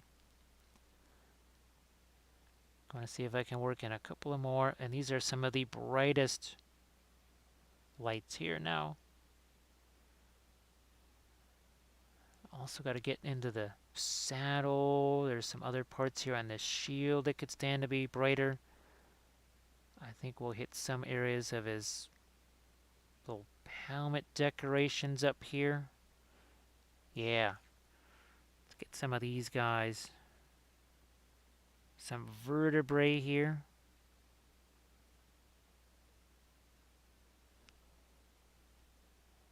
Let's see, Zechariah painted guns for 2 hours. So yeah, this said 2 hours ago. This had nothing but primer on it. There was 0 paint. The base, the horse, the rider, all of it painted in the last roughly about 130 minutes. None too shabby. Now, of course, this to me is the slow way of doing this because I would be painting several more of these all at the same time. And by several more, I mean 10 more, 12 more, 15 more. It's a little bit confusing for people on stream. I know I did it with the Victoria's miniatures. I think we're painting 5 of them, but all progressing the same instead of just kind of taking one miniature all the way to completion, then hitting the next one. Oils really are the most effective when you're working on lots of things all at once. Oh, I haven't heard of Prussian brown. One of our browns will have to be nominated as Prussian brown. Is it going to be quinacridone golden brown? Is it going to be brown madder? What would be nominated to be Prussian brown? Just like cobalt blue is it's the umber of blues. It's the totally I am not cobalt violet. Violet is the evil that relative, right? That every family has. That every family wants to get rid of. That's cobalt violet. They just take lots of money from the family. They have very expensive tastes, but they contribute nothing. That's cobalt violet. Couple of key highlights right there. Look at how that's just emerging.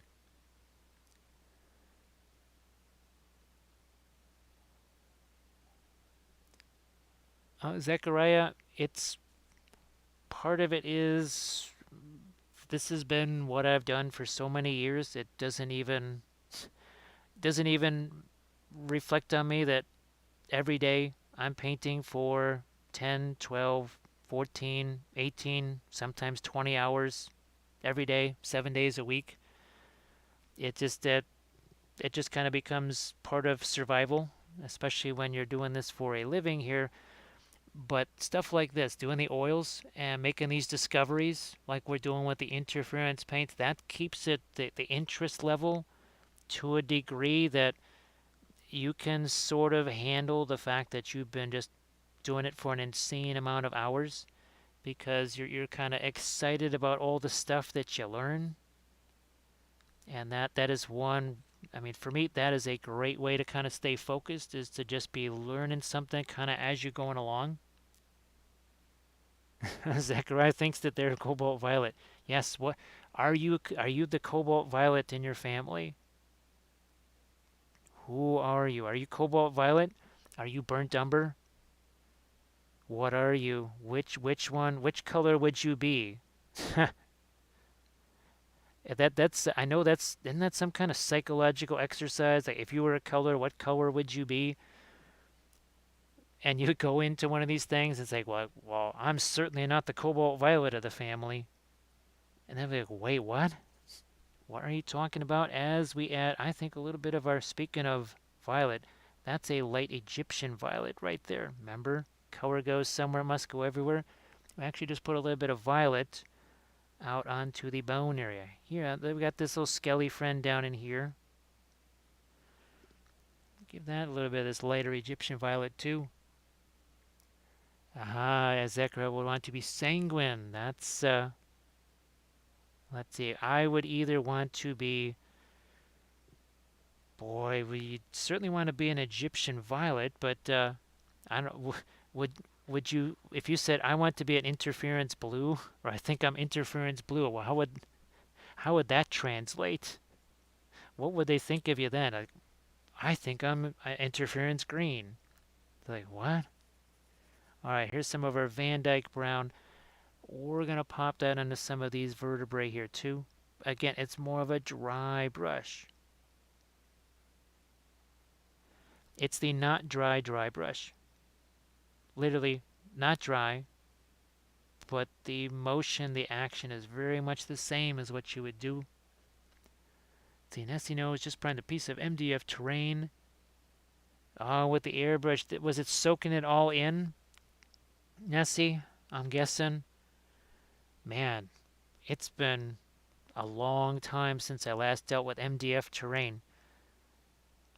Actually, I'm looking forward to my foam terrain again because the easiest terrain of all to paint is foam terrain.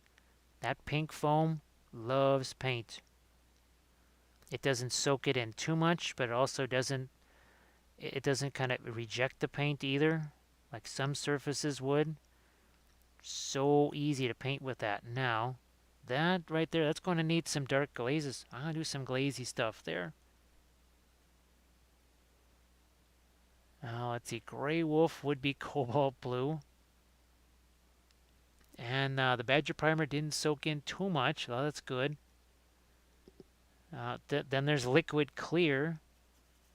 I think they would say that you feel like your personality is not noticed enough by anyone, that you are clear, or that you're a very transparent person and you don't hide your feelings. Are we going to have to do psychological profiles of every color? All right, this is a little bit of a glazy thing here. Done with the asphaltum. And look, I just touched the brush there once. I'm not doing anything else. There's no brushing it out. We're just like touching the brush there. We'll do that on this side too. Bam. I just touched it there. Do the same thing there and over here. And we'll just let that all get soaked in. The one true capillary action. Everything else is just pretending. And Altered Man Art says I would be Altered Man Crimson. So you would be very high intensity but super transparent. Everyone could tell what your motives were.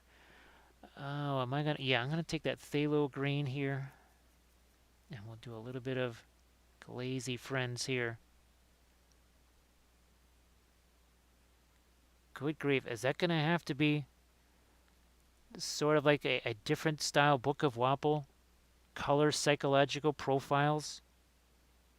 Are we gonna need a color psych chart? That's it. Rhapsody Studios asks, how long do you end up painting? Oh, how did you end up painting for a living? Well, so Rhapsody Studios, I think you've seen all of the 2D art. So this is way back in the day. That was my education. I mean, as long as I can remember, I've been doing painting. Now, this was after the academy here. This is how I used to make my living, was actually with watercolors on hot press watercolor board. I always loved doing pastels, but they were not effective as far as prints go. And of course, I love doing spacescapes. And this is something I did when I was 13. I actually first started doing oil paints when I was probably 11 or 12. But this one I know I did when I was 13 because it had a date on the back. I'm like, well, okay, this minus this, that's 13. And, oh, we actually have some more 2D art. I forgot about that. We have some more. This was also watercolors on hot press watercolor board. And that was actually acrylic paint on a piece of masonite. Yeah, it was on a piece of masonite there. Let's see. Cobalt blue is the Theoden of the paint world. Got bad advice, lousy rep, but redeemed in the end. Masterpiece, Grey Wolf Studio. That's a masterpiece. Rhapsody Studios wants to be Fanchon Red. And Wabek Comet Prime identifies as Egyptian Violet. I don't know. Maybe I just am an interference goer because I'm always doing crazy things. I guess which interference color would I be? I would be all of them, I guess. I would be a rainbow of interference colors. Let's see. Yeah, Rise of Myths, I don't actually play Sigmar, but I think you saw my Tomb Kings. And even Kathy, when she first saw the videos that were kind of promoting these guys and Armored Wolf, he said, look, yes, they're not Tomb Kings, but come on. I mean, they're way better miniatures than the Tomb Kings were by a factor of many.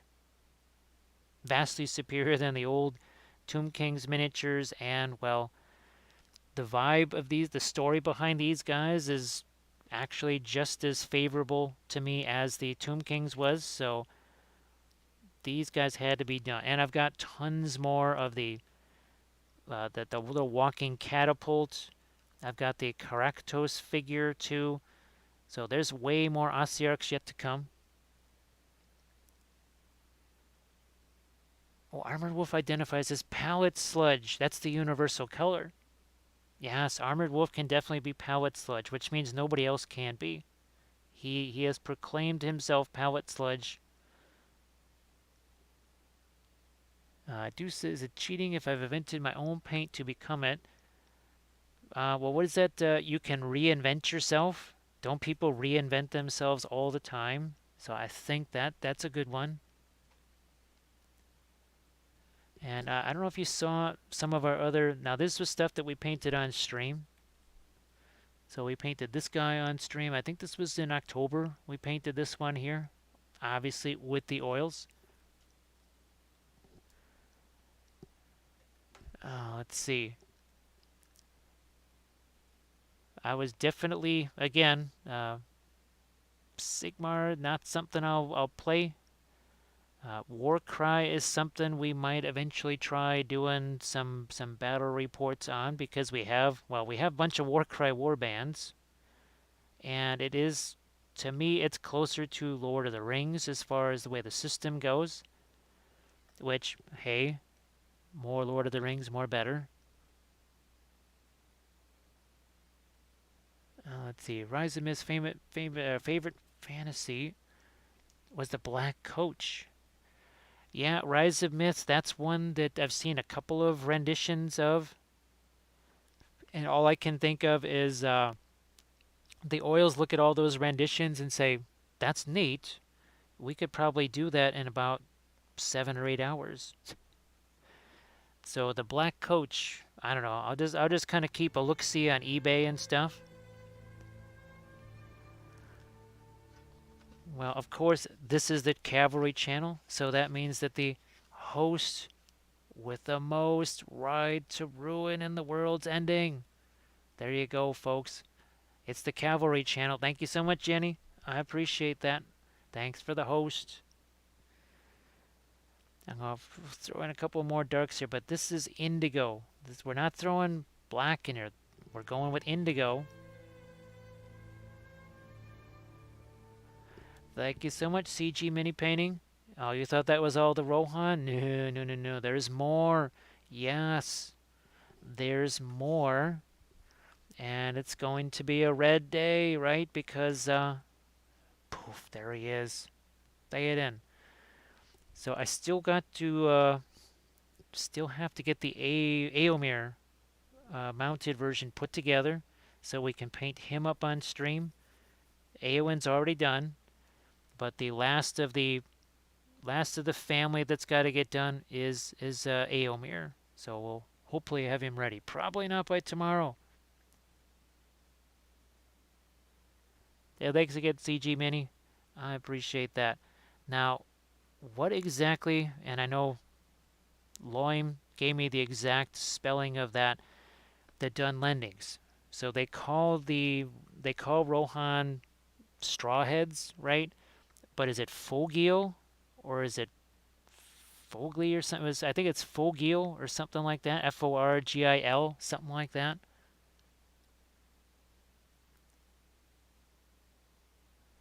Rise of Myths, what I really love about the Lord of the Rings stuff is that the cavalry is cavalry, chariots are chariots, and they do things that actually make some sense. The monsters do things that monsters would do, as opposed to just like a bigger, nastier dude. And your army lists, yes, there are powerful characters in the game, but they cost a lot of points, and they can't be everywhere at once. And magic, yes, there's magic in the game, but it's not. There's no unit killing spells at all, and you usually have enough wheel points to do magic 3 or 4 times in a game that might last 12 turns. So magic runs out. You cannot rely on that. Let me see. Yes, and folks, be sure to give CG Mini that follow. We have to support all of our fellow Twitch streamers. I tell you, that is the thing that really stood out in my mind compared to YouTube and all the other socials and stuff. That here, people, they genuinely do support each other. It's a rare thing, believe me. Just do the YouTube thing for 2 minutes. You'll find out what that's like. That is a rather savage world. So it's 4 Goyle. Okay, there's an O in there. I just missed the second O. Okay, thank you so much, Armored Wolf. And it does that was the one word that Tolkien translated for the Dunlendings as strawheads. Nothing else, just strawheads.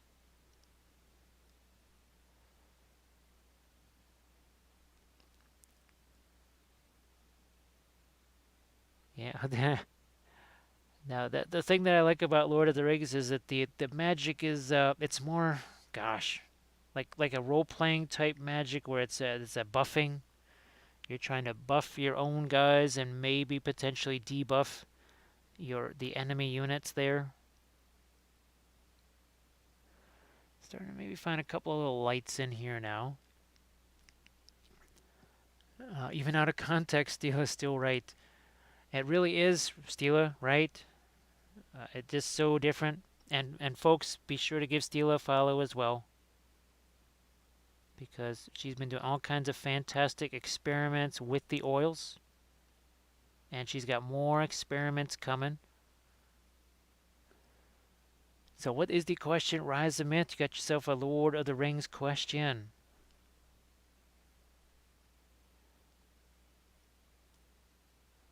Our imprintable terrain. What I love about it is just the even, okay, armies that are supposedly limited, like the Candish forces. Just sitting down with a pencil and paper, in 10 minutes I had 4 very different lists with very different flavor to them. So Rise of Myths, I know that there's the reference of the army of Balrogs, but there's really, as far as specific mentions, you might have 7. And then, of course, you have, well, Gothmog listed as a Balrog, but then also, I think, as an Nazgul later on. So it can be hard to tell with Tolkien. Now, of course, one caveat here is I've never read the books, never read the Silmarillion. Now, all of my research has been done treating it almost like I would some kind of like a historical type of thing. So a lot of research type materials, because I needed to know more about the world itself, the locations, the landscapes, well, basically the history of it. That's the dicey thing, is that you read some things and there's like you say, there's hundreds of them, there's tons of them, but then you start to wonder, is that really what he meant? Because there was times where he was gonna go like, yeah, I didn't really mean that. Like the Blue Wizards, right? Most people kind of thought, well, the blue lizards, the blue wizards were a failure. But then later on, he kind of said, well, I was a little bit rough on the blue wizards. And he said, the Easterlings would have been much tougher if the blue wizards had failed. So he said, well, they sort of succeeded.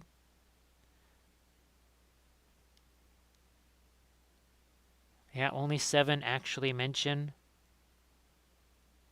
Because, well, there was the secret elven city that gets attacked right by the army of Balrogs. And was it Gothmog is the one that gets tossed into the fountain and the flames get put out? I think that's right.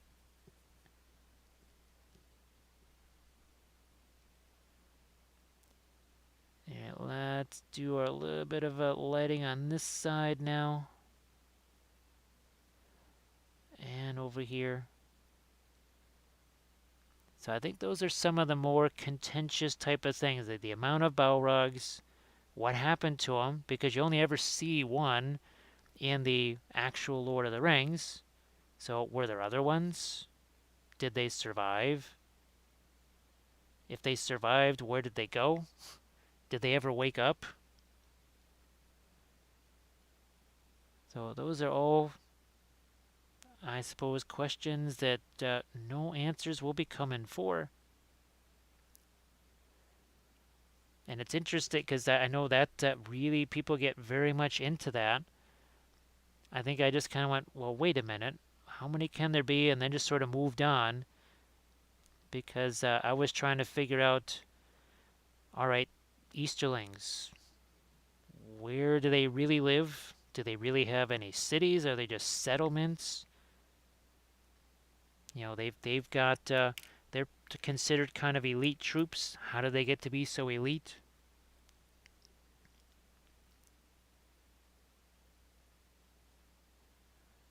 Again, blending brush time. Look at you can see that paint gets on that brush there. Our imprintable terrain says there might be some blue wizard sculpt coming. Well, we'll certainly paint those here. Oh wow, can you think of it would be very interesting to do some sort of thing with the blue wizards, a Lord of the Rings style battle with the blue wizards. Maybe they're trying to set the Easterling and Cand against each other. Oh, that would be a perfect setting. Yes, it would be. Because the only way I could have something like Gondor attacking Easterling cities is if it was basically Elistar in that era. But if we have blue wizards, you could have the blue wizards basically trying to set the Candish chieftains and kings against the Easterlings and their temple cities. So again, I just took a little bit of my lighter color in there, that's all.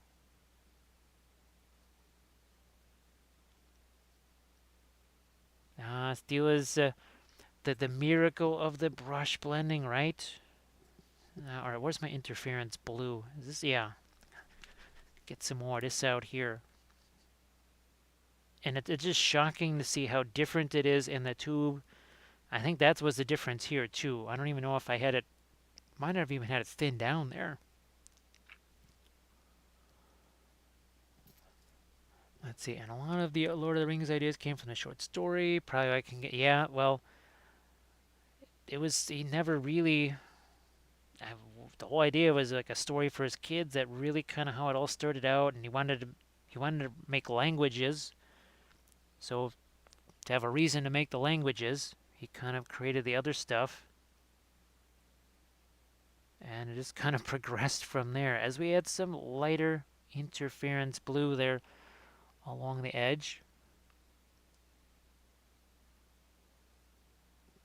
Oh, thanks, Rhapsody. There's a bunch more of these guys yet to come. I actually have some more of the infantry guys prepped that were sort of left over from the army painting series. And then we've got those larger, we had a couple of the special characters. I also have the birdie sitting around here somewhere. Where the heck is he? Somewhere is the bird, the Ossiarch bird spell. I would just call him spell effects, but there's one of those sitting around here. That's our lighter blue here. Just trying to get some of this along the edges of the armor, if we can. Back to that Prussian blue mix. Letting that blend. So this is very different than the first time I used this stuff. Oh my goodness, have I learned a lot about this.